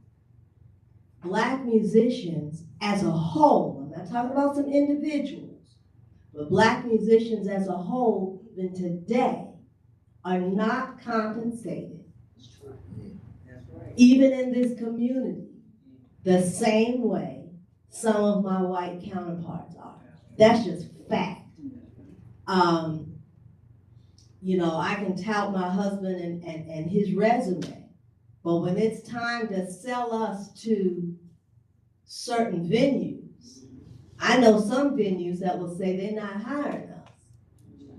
That's just a fact, because we use our platform to share the stories of our history. I can take any song you give me a half a second, and I can wave a little bit of Black history into that song, whether it's from the emotion, the spirit, or the fact of history. I can do it, but a lot of people don't want to hear it. And they will let you know that. They'll let you know that by not having it back. So I'm not going to take a lot of time because I know I get to come back on another Tuesday. But I just want folks to remember that what you see reflected in the art, and that you hear our children giving back and reverberating into the community, all of that is either not knowing history, not knowing where they come from, not knowing the shoulders they stand on, right? And just falling to that which seems to be popular and what other folks want us to reflect into the culture and the community, which changes our culture.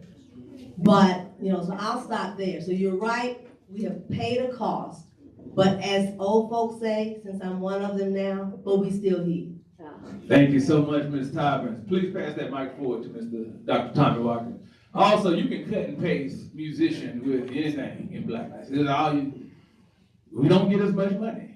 across the board. That fearless is there. Dr. Watkins. Good morning, everyone. Thank you all for being here, and thank you all for your footsteps and everything else you guys have done to allow us to be here today. I remember my first year at the University of Minnesota as a football player, taking my first class. It was a civil rights class. I remember watching the video on Eyes of the Prize and getting upset and walking out of the class. I vowed I was not going back to that class. I ran across an older black man on campus, homeless guy named Mr. Edgar, told me to get my butt back in that class and learn it. It ended up being the best class I ever took at the University of Minnesota. Before my daughters, well, 3 of them, went to North Carolina A&T. Before they set foot on campus, we had to go to the Civil Rights Museum in Greensboro. So they knew the history before we got there. I was blown away by the number of kids at A&T who didn't know the history. So even today, as we think about our kids, going back to what Ms. Leek was saying, we make our history optional for them. We got to move away from making it optional, making it a requirement for them. How do you guys see that being the case where we stop letting our kids opt in for Black history classes and say, hey, forget what the school is doing. On Saturday, you show up here at this recreation center, and you're gonna sit and listen to these folks right here and get some good history right here. We make it optional, which is killing us. Would anybody on the panel like to respond? I want to say something to her about the art. Money is the issue. The Arts and Science Council has taken it over. We have no part of it, other than what they issue out to us. So we need to take it back. Am I right? Yes. The Arts and Science Council, the big business people have taken it over, and we've allowed it to happen as elected officials in this community. Now tell them I said that, okay? All right, we have questions from Dr. Hunter, we have Ms. Ivory, and we have Dr. Penn. Thank you very much to this esteemed panel. I hear a book out of this session, but I'd like to say that in my neighborhood, this is my only sister, don't have any brothers. I went to Garinger High School and my sister went to West Charlotte, and Independence split down the middle. But my concern is generational trauma. Everything that I have heard in here today is based about how we have anxiety and depression based on the consequences and experiences that we have lived. So asking the panel, how have you all been coping with your experiences that you have lived through on a daily basis? We all have generational trauma, whether you admit it or not. Thank you very much.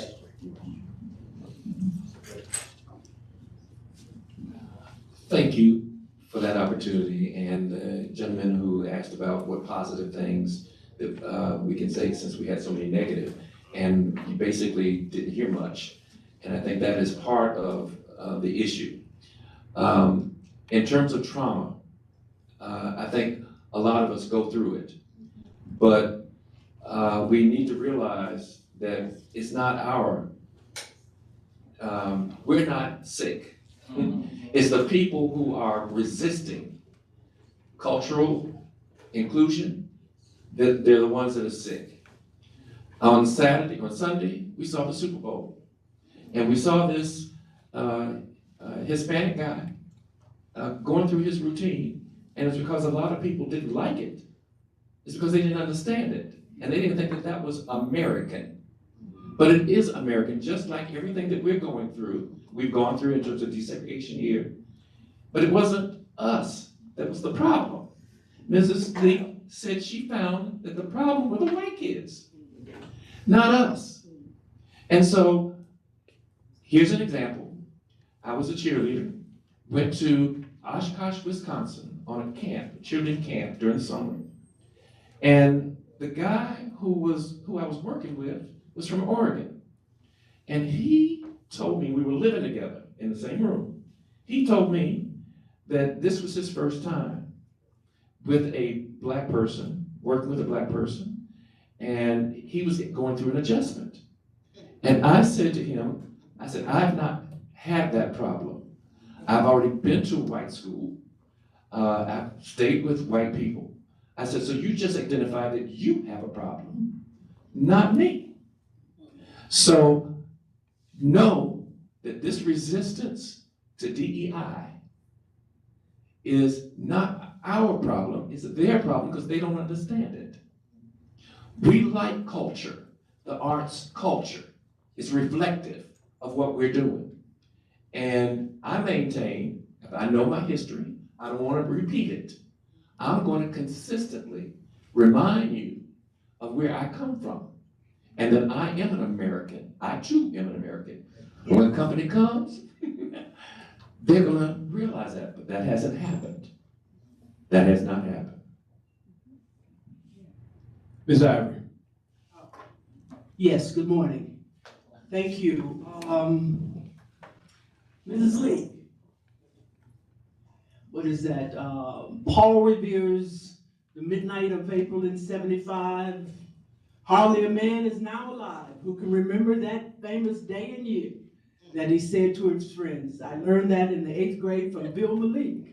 Yes, sir. She had us learning a whole lot of stuff at Northwest Junior High School, which was once West Charlotte. It looks like the format has changed a little bit, but I want to say, Mrs. Leak, you talked about dressing professionally.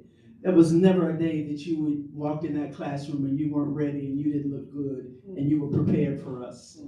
So I thank you for that. David Belton, the class of 1969, West Charlotte High School has a scholarship named after your mother, the Marjorie Belton Scholarship. And we give a scholarship to 2 students every year. And we're in the process of trying to create an endowment so that when we're not here, that name Marjorie Belton will still be said and the students will know who she is.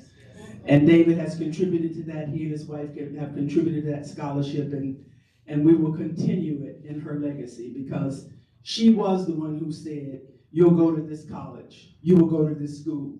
She stayed on top of us day in and day out. And Donna Benson, you are my cousin. And Donna, I wanted to, your background, your experiences have just been impeccable. But my question is to Donna, and you alluded to it, I work in early voting and on election day. And I'm somewhat disappointed of the apathy of voters and the number of people that don't come out. In your college experiences, what is the atmosphere, the feeling of students and their understanding of the importance of just knowing about our history and being an active part to make a difference in that history? And are there opportunities for them to really hear so that they can develop at least a commitment to making a difference? Yeah, thank you. Let's see. We need a microphone. Yeah. Thank you. I'm encouraged by young people, and we have college students here today about their energy and their enthusiasm. But I agree with Brother Dr. Watson. Dr. Watson, yeah, we need to require Black history because our students don't know to what extent who they are.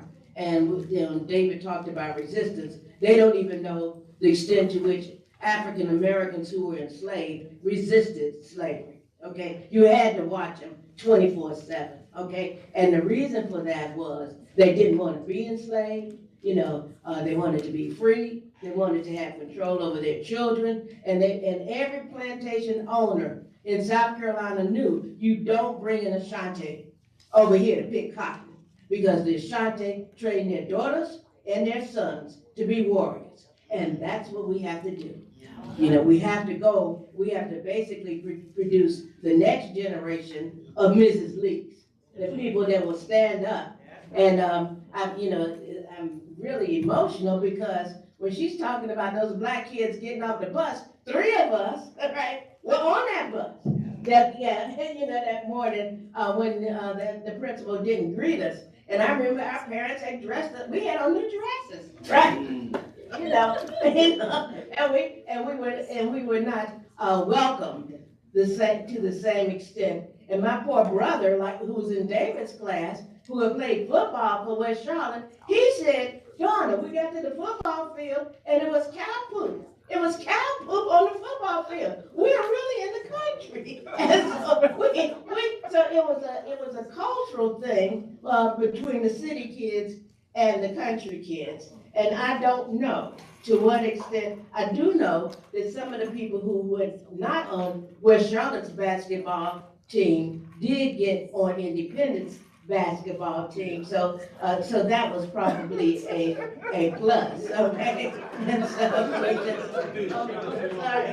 sorry there, but at any rate, yeah, just having that smiling face, like Pam said, if you're having a bad day, and I remember we were so disappointed at the honors English class because we had Virginia Shea, Barbara Davis, Laura Bell, and we got to the English class, we read Death of the Salesman, and the rest of the time she taught us how to play bridge. Okay, we spent our honors English class not studying Shakespeare, not studying Du Bois, not studying Langston Hughes, but learning how to play bridge. So we were very, very disappointed. So there were a lot of opportunities, and when I got to college, I was really disappointed because I didn't know the literary classics that I thought I should have learned, and I would have learned had I stayed in West Charlotte. And so there were things and experiences, but yeah, we need to move forward with making sure that these Black kids take African American history. And you're at Queens, right? Yeah, are you taking Black history? Do you have any? We have QLC, so I was able to, it was like statistics with the slave trade. It was an interesting. They have a slave trade statistics. It was weird. It was weird. The slave trade? It was, I didn't like it because of that. It was a little interesting, but back in the past, like my mom, every single Black history. Oh, that's right. Will you pass that down, please? Please say that on the mic. Yeah, so I didn't take this class, so I thought it was a little weird, but in Queens, they had a combination of, it was a stats class, and you, from what I heard, like, you would understand how the slaves were like, I guess, transported. So, like, how many people were there, maybe, like, how their effects were, but as for Black history, my mom made sure every single time learning history, like, I didn't really take it in classes, but at home, that would be something for me, so. What's your major? I'm a writing major. Oh. I'm a writing major. Oh, beautiful. Yeah, so, creative writing, professional writing, and rhetoric. Oh, yeah. Mr. Ross, you want to chime in? Thank you, Jay. I really would love to talk about the economic impact and also the lack of responsibility, I'm going to say, of my generation, not grabbing hold of our kids and making them do what our parents made us do. But I want to talk briefly about mental health. This is an experience that I had. It goes back when what I call Negro removal occurred in Greenville, and I believe I was going to the 6th grade, looking forward to going to junior high school, J.T. Williams. So part of that process, in order for the government to build these freeways and highways, they started urban renewal, Negro removal is what I call it. And so they came into the Greenville community. Again, this was after Brooklyn, and they had to buy homes in the community. And unbeknownst to a lot of people, Black people did own homes in that community. And my grandparents owned a home in Greenville. And so by eminent domain, whatever, if they offered you $1 for the house, you had to sell it to the government and move on. Unfortunately, they did offer my grandfather, actually my grandmother at the time, my grandfather had deceased, more than $1 for the property, but what was offered or what was given to them was not a sufficient amount in order for them to purchase an additional home in another community. Say that again. They basically had to get a loan to buy a house, another house, which they owned free and clear. My grandfather bought his home in 1929, had it built by black gentleman, Ed Locke, but that's another story. And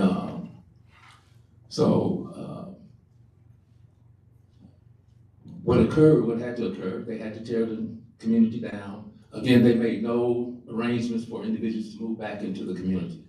We're just gonna tear it down and we'll figure it out later. And so, again, I'm helping my grandmother move and my aunt move, and we've moved out, and then here comes the day for demolition.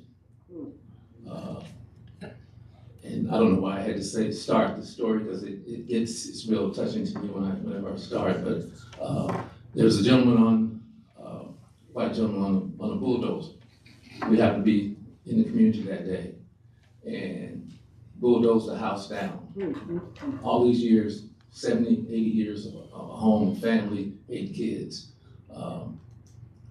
And I'm saying that just to mention about the mental health thing. Again, that's something that is dear to me, and today it still bothers me. And I don't talk about it much. And that's something that, again, as a black male, we don't do. And I'm trying to get better about it. And it's just something we have to work on now. I have to give our younger people credit now. They do speak up. They may not necessarily have the good reference point, but they do speak up, and I, we got to keep hope alive for them. So, but I did want to mention that. How were those guys at Independence, Ross? Did they hoop? The guys that left West Charlotte to play at Independence, were they any good? Oh, yeah. Dr. Penn. They were okay. A lot of the thing about that though, a lot of guys, well, we grew up together, went to elementary school, and we played ball together. And so majority of them, were good. So the beneficiaries of those basketball players, again, were the white schools. Yeah. And then real quickly, Jimmy Lee. He was the only Jimmy Lee Kirkpatrick. When Second Ward, this was prior to Second Ward closing down, when he went to Myers Park. Again, Jimmy Lee Kirkpatrick, for those who don't know, was a black football player, one of the best football players in the state of North Carolina while he was here. Myers Park lured him to their school. They went 15-0 with him. 15-0. Wow. However, at the end of the year, there's a senior football game. The Shrine Bowl. The Shrine Bowl. And the best players are picked to perform in that football game. Jimmy Lee did not get picked. Now, he was the best football player in the state. Oh, my God. But again, they used him to their benefit. Always. Yep, Dr. Penn. Good morning. Good evening. Good night. Dr. Penn here. I want to go back to the arts real quick, and I want to get to y'all real quick. But Parks and Recs for 30 plus years, and I'm a theater major. And the thing is, I brought the Black history to Bronze, was one of the schools, West Charlotte and different rec centers. And it was hard for me to get them to even want to do it, the Black history. I brought in 100 inventions. I brought up the Underground Railroad, where I took Bronze kids and we went in the little area that we had at Bronze, and I had them going through everything that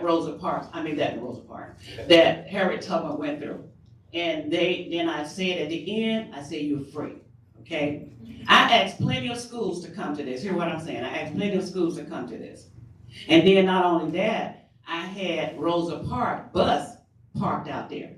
So the kids could literally get on the bus and ride like Rosa Parks.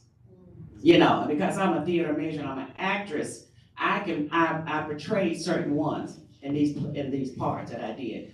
But we have it out there, but the thing is, and I was fighting so hard for the rec centers to do them, so now a lot of them are doing a little bit of it.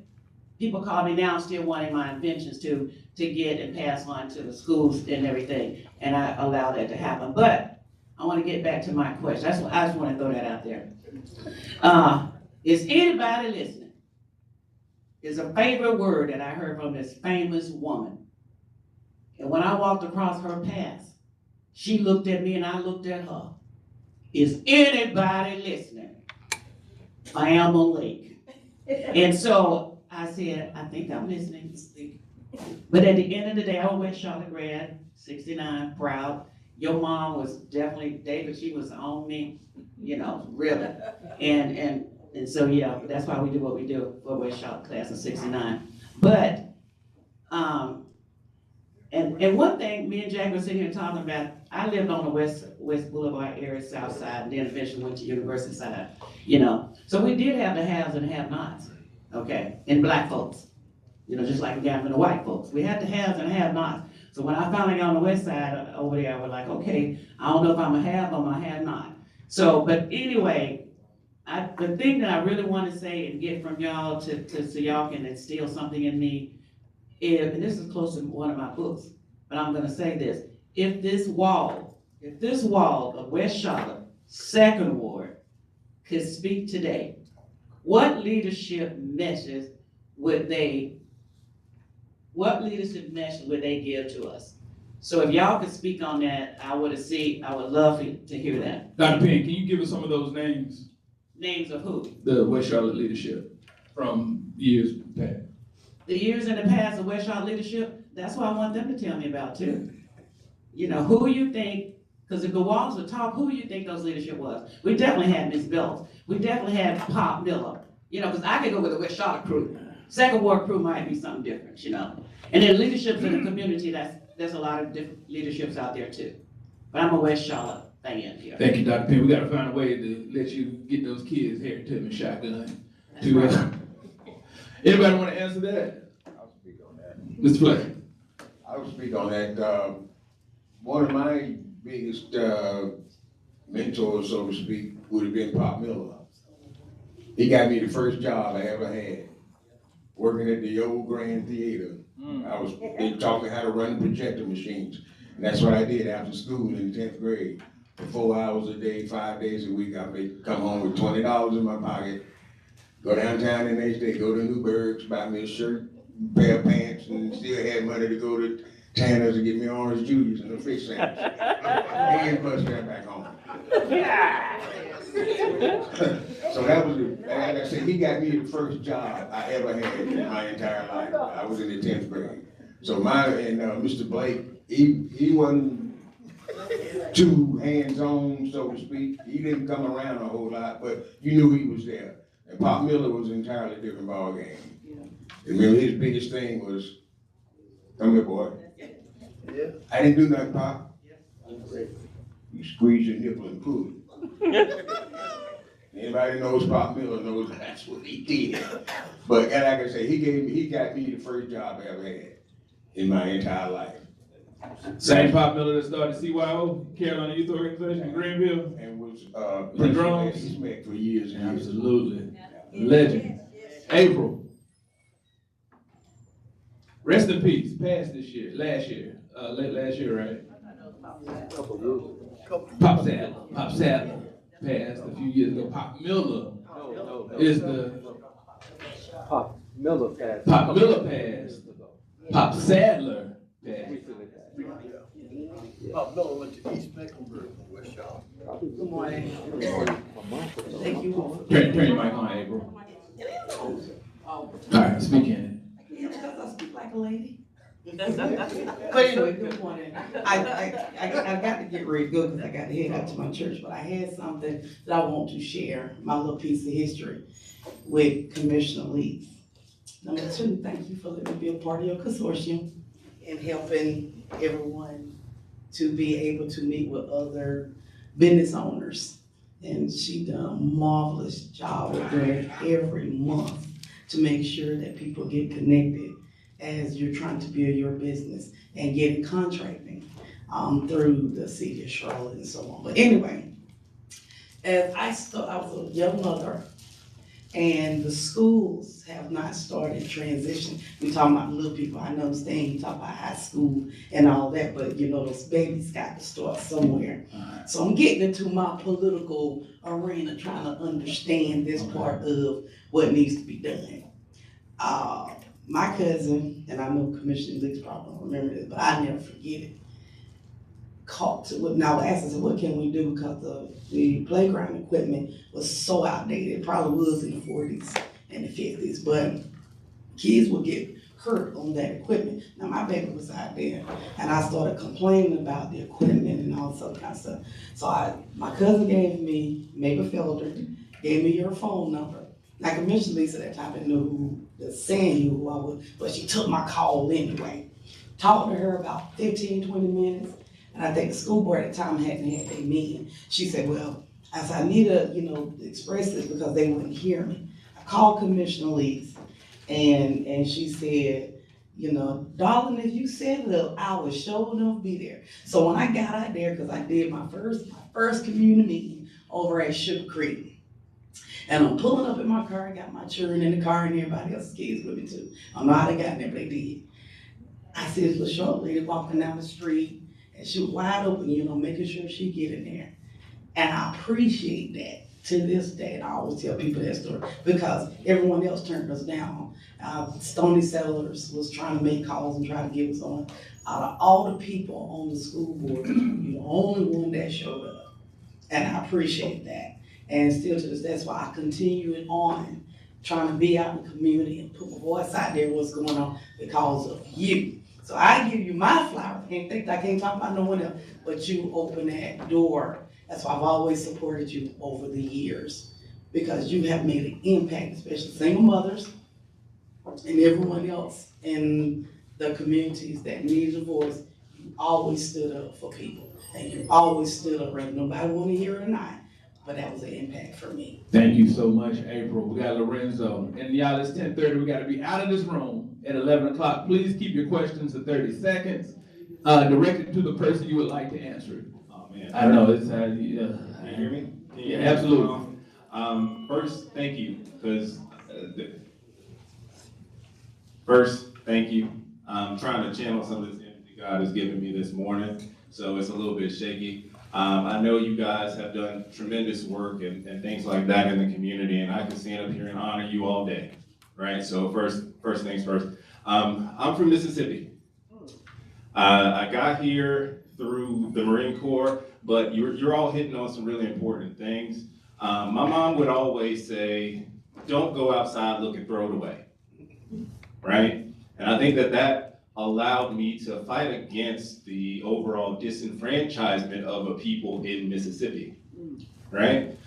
So when I got up here to Charlotte, I thought this was the land of milk and honey, coming from Mississippi through the Marines, to Charlotte. And so when we think about it, I think that one, there's a couple of numbers we have to put to this thing. Like we can ideate a lot of times. But there's $1.8 trillion of Black spending power. There is a projection that we lose that wealth and go to a net worth of 0 by the year 2052. So essentially, we've got the money's not going into the right place. And I think that what we're talking about is framework. We lack the fortification of the framework. We did a Black Wall Street Saturday. We believe that as a church, right? I'm sorry? You're going to have to short this. Sure. We're 6 minutes over 30 seconds. We just hosted the Black Wall Street Saturday here at Friendship Missionary Baptist Church. We were joined by the Park Church. One of the things that I'm trying to get out of this and meeting with you and hearing you speak is, what is the plan for today? What are we doing today? What frameworks need to be erected today that we can continue this upward economic mobility in our community? You want to ask that to anyone specifically on the panel, or just thoughts from? Commissioner, please. In a minute, 1 minute, please, Commissioner, please. You're asking about contracts, right? Bringing wealth into the community. Bringing wealth to the community.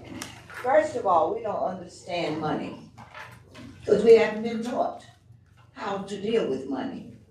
And that's a major issue that needs to take place. Number one, we need to also see what the needs are. You just don't go out here and decide you're gonna do something. There has to be a need for it. And that in itself helps you. But we need to be taught how to appreciate and save money. We don't save money. It comes through our community and it's gone within 3 weeks or less than that.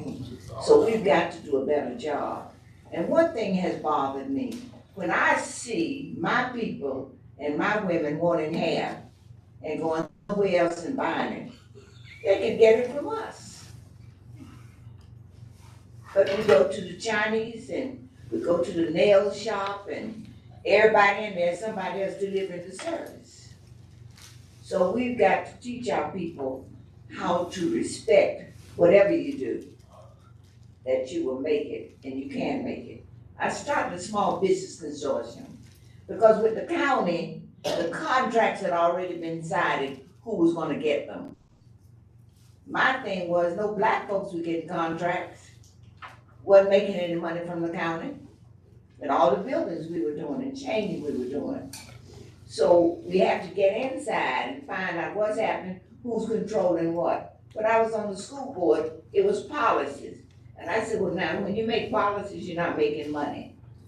You need to go where you can determine what happens with money. And that's why I left the school board. So we've got to learn how to position yourself to be ready to do it. Thank you. Ms. Jackson? Yes, good morning. It was a while ago that I had my hand raised. But I wanted to talk a little bit about Ms. Hawkins.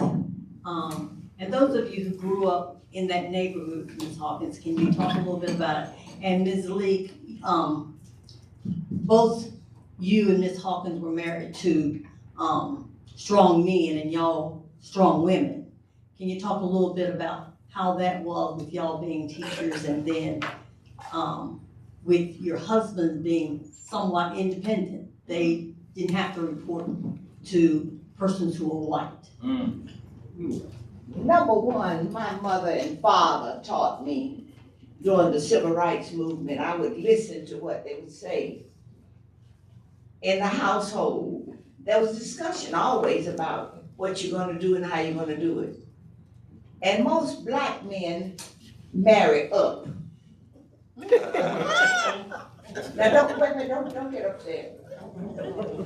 And black women marry down. But in that process, listen to me carefully. In that process, we develop that has not been developed. You know what I'm talking about? So you have to study your man, study yourself, and determine what you're going to do and how you're going to do it.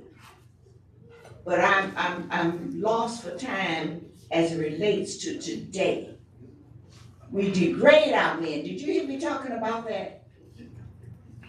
So we've got to do a better job of developing our men. All right, thank you, Commissioner Lee. We have Amanda with a question. Excuse me. Yes. Oh, I'm sorry. Dr. Benson. Yes, just briefly. Thank you for mentioning Mrs. Catherine Hawkins because she was unbelievable. One of the things that I think about today is that she went back to school to study computer science. You see, she was ahead of the game, ahead of the curve, and I wonder sometimes, I said, what would Mrs. Hawkins do about the situation that we're in the middle of an AI revolution? You know, should we be taking AI courses? Should we be getting ahead of the game like she did? So I thank you for that. And she was so supportive, and that's Darnell's aunt, of course. And I could talk about the price that she and her family paid in terms of civil rights. And we just, you know, the whole community, a debt of great, are indebted to them. I think that a lot of black people were afraid to register to vote until Reggie Hawkins ran for governor, okay? So although he did not win, okay, the importance of him running was that he got black people to register, you know, and coming from a segregated situation where we were not allowed to vote, then that was very, very important, even symbolically. And she stood by him. So yeah, we owe a debt of great gratitude to her as well. And I thank you for asking about her. Thank you. All right. Amanda? Hi, if I may, I want to pose this question to the entire panel. As people who have seen firsthand what happens to Black neighborhoods in the name of urban renewal, what are your current reactions to the plans to expand I-77?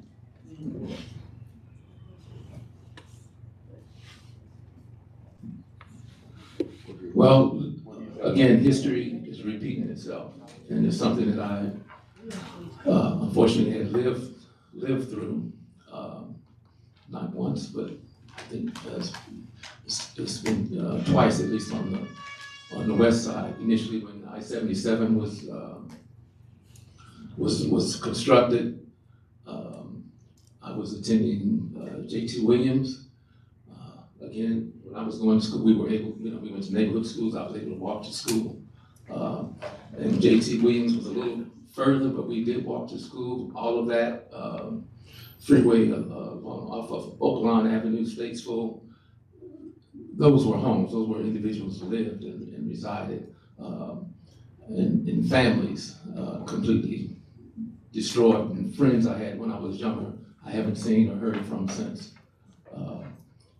And so, who has borne the most impact from that, negative impact? We have, Black people, people of color. Again, several years later, there's also been a toll road expansion on 77 on that same corridor that I'm talking about. Same scenario. Homes destroyed, communities being exposed to pollution, diseases, and everything that occur because of that. The bottom line is our community was not engaged in what they were doing to our community, and that's what's occurring right now. There's been a lack of engagement. NCDOT came out with this recent, prior to this recent town hall meeting for District 2, saying, we are going to do this, prior to hearing some additional discussions from and input from the community. And yet still he's saying, we want to listen to the community, we want to understand what the community wants. But they're not doing it. And so that is a problem. And again, the communities that would be impacted are trying to get a voice and get listened to and make it according to what they would like to see in their community. Avoid the displacement. We're always the one to get displaced. So at this point, I am definitely in disagreement to it personally. I agree wholeheartedly with everything he just said. I grew up in the neighborhood that's bound by 277 and 77. And unfortunately, they didn't ask us. He said the community was not engaged. They didn't ask us about our opinion before they made the decision to go ahead and put those highways like they did. And it really cut off part of our neighborhood. They moved out. They had to, because the highway 277 went right by it. My question is, why can't they ask Myers Park to take the burden of this? We've already done this. Now, Mary Johnson's cousin was mayor, and he was Secretary of Transportation. And when he was Secretary of Transportation, he talked about Delbrook being the center of this renewal, and nobody asking them. So, yes, history is repeating itself, and it shouldn't. And I'm so happy that the voices have spoken up in resistance to this. And I don't know what North Carolina DOT is going to do about it, or the elected officials here in Charlotte are going to do about it. But there is a problem when, and it's not just a highway problem. It's a community problem when they try and damage the community. Anybody else want to chime in on that question? I want to ask this question Commissioner Lee. along with that, and thank you. How many junkyards are in our neighborhood? I'm talking about cars, junkyards, old ragged cars. They don't even have a license to put them there. And we say absolutely nothing about the junkyard. And they're distributing fumes from the cars, gas, old gas. Look at Blue Hills Elementary School. 10 years I've been talking to the school board about the junkyard around that school. But nothing is happening. So how do we get the general public involved in what needs to take place? One meeting will not do it. You can't wait. You must be on target and knowing what's going to happen. We don't attend city council meetings unless something is happening, after it happens. We don't attend county commissioners meetings unless they come in asking for funds to be used in the community. Park and rec, after the fact, all of our parks need to be replaced, especially in our community. The equipment is old, it's not being utilized, drug dealers come in and take over. If you go on Kathy Simmons Street every day, and I do it because it's in my district, and we're trying to make a difference. 4 drug communities are in the Black community. What are we doing about it?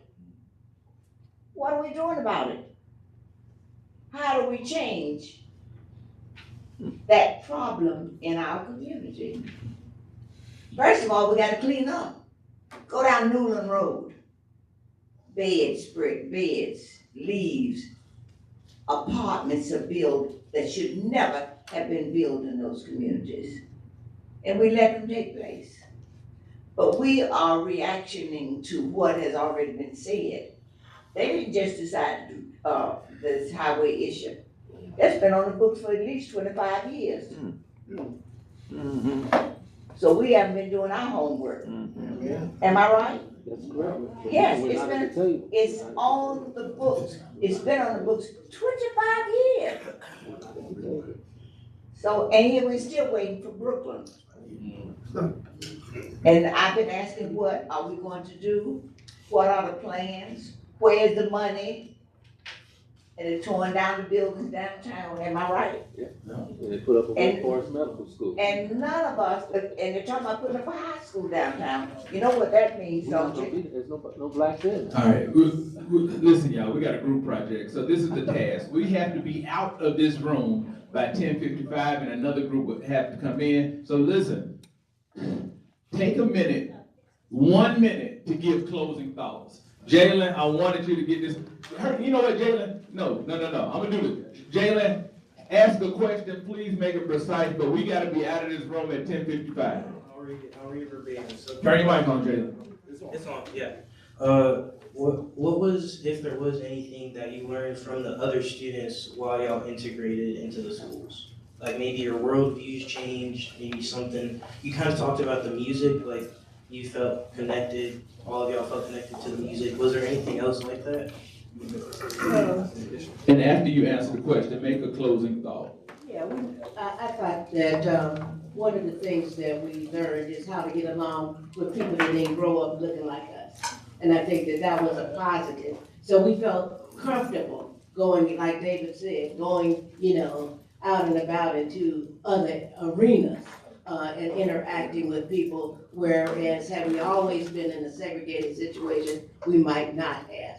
But whatever happens, and even with I-77, there have been protest meetings, and we probably have to, as Pam said, we might have to go ahead and hire an attorney at this point, because it doesn't look like DOT is going to budge. And so I think that all in all, integration was successful to some extent, but I don't think we could ever replace West Charlotte or Second Ward. Thank you. Thank you, Ms. Billman. I don't know what I could have learned other than what Donna had said, making us feel better about going out into the world. But one thing that did happen my senior year, I was inducted into the Order of the Patriot, and it was a surprise, and they had to come to my house and pick me up and take me in. And that was something that I had been wanting white people to do, to come and experience my neighborhood or my culture. We're doing a whole lot of assimilating and trying to move the ship in one way, and that's not happening.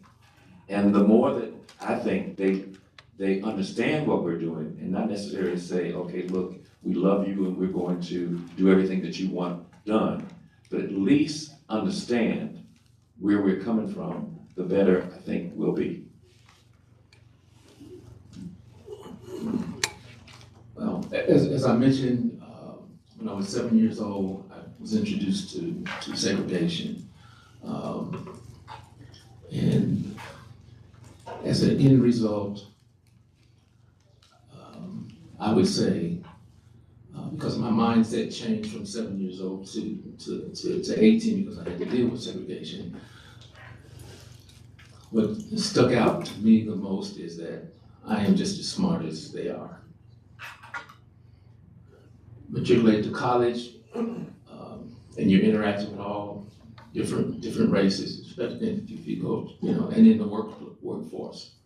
And you see things that happen and opportunities that you get or don't get because of your color. But the real thing that sticks out to me, I am able and I'm just as smart as they are. And one thing I would like to, in closing, to say is that we kind of talked about the economic need within our community. A lot of our community has relocated out of the community. We need you to come back. One way or another, we need you to come back. We need you to move back and live in the community. We can change our community just as others are attempting to change the community. Because what's being said now, all the changes that are taking place in our community is just not for the residents that live there right now. Thank you. It is, thank you. Mr. Flax. I'd like to close saying, to remind or urge everybody, just like we said earlier, hold your elected officials accountable. Make them do what they were elected to do, rather than just go with the flow, because that's what downtown wants. My neighborhood is supposed to be building 2 houses last year. They had the photo op, news cameras, the mayor, city council representative, everybody out patting each other on the back. This was 2 weeks before the rezoning hearing, which let me know it was a done deal. 2 weeks before they even had the rezoning hearing, photo ops and everything. So hold your elected officials accountable. Make them do what they were elected to do. Thank you, Mr. Flax. Commissioner Lee. Again, let me say thank you for the opportunity. This is the most powerful group that we can have in Charlotte. You meet every Tuesday, am I right? Yes. Yes, After you ma'am. get the 8:30. After you get the information, how do you disseminate this information? Where do you go with it? How do you handle it? There should be some reaction from this body attending elected meetings, making sure that you bring it back to the body so the body can become actionary. You come every Tuesday and you sit and you eat, and what did you do? After that, what do you do? Huh? Help me understand your rationale for coming here every Tuesday and doing nothing with the information. Because we are a forum. That's the purpose of it. We are here to just let people hear the information. And we do not eat. We do not eat. But if you want to make donations, we do have But listen to me carefully. I still say you are the most powerful people in Mecklenburg County. You meet every Tuesday. What do you do with the information? We've talked about it today. What's gonna be the main agenda for this body for the next month? That's not what. What is it? It should be, you're wasting your time to just come and sit. Don't take it negative. I'm just saying. I don't think personally. I'm saying, come every Tuesday. Let's get busy and do something about it. Thank you. Thank you, Commissioner Lee. We will get our acts together. We have to be out of this room. Again, we have another group coming in. Thank you to our esteemed panel. Please give them a round of applause. This conversation is extensive all day, but we gotta get out of this room. Please, put your chairs underneath the table. Take your trash. We really have to be out of this room. Clean up, everybody, everywhere. Clean up. Thank you so much. Tomorrow night at First Baptist Church West, West Side Live, variety hour, 6 p.m. to 9 p.m. Yes, please straighten up at the table or a chair if you can.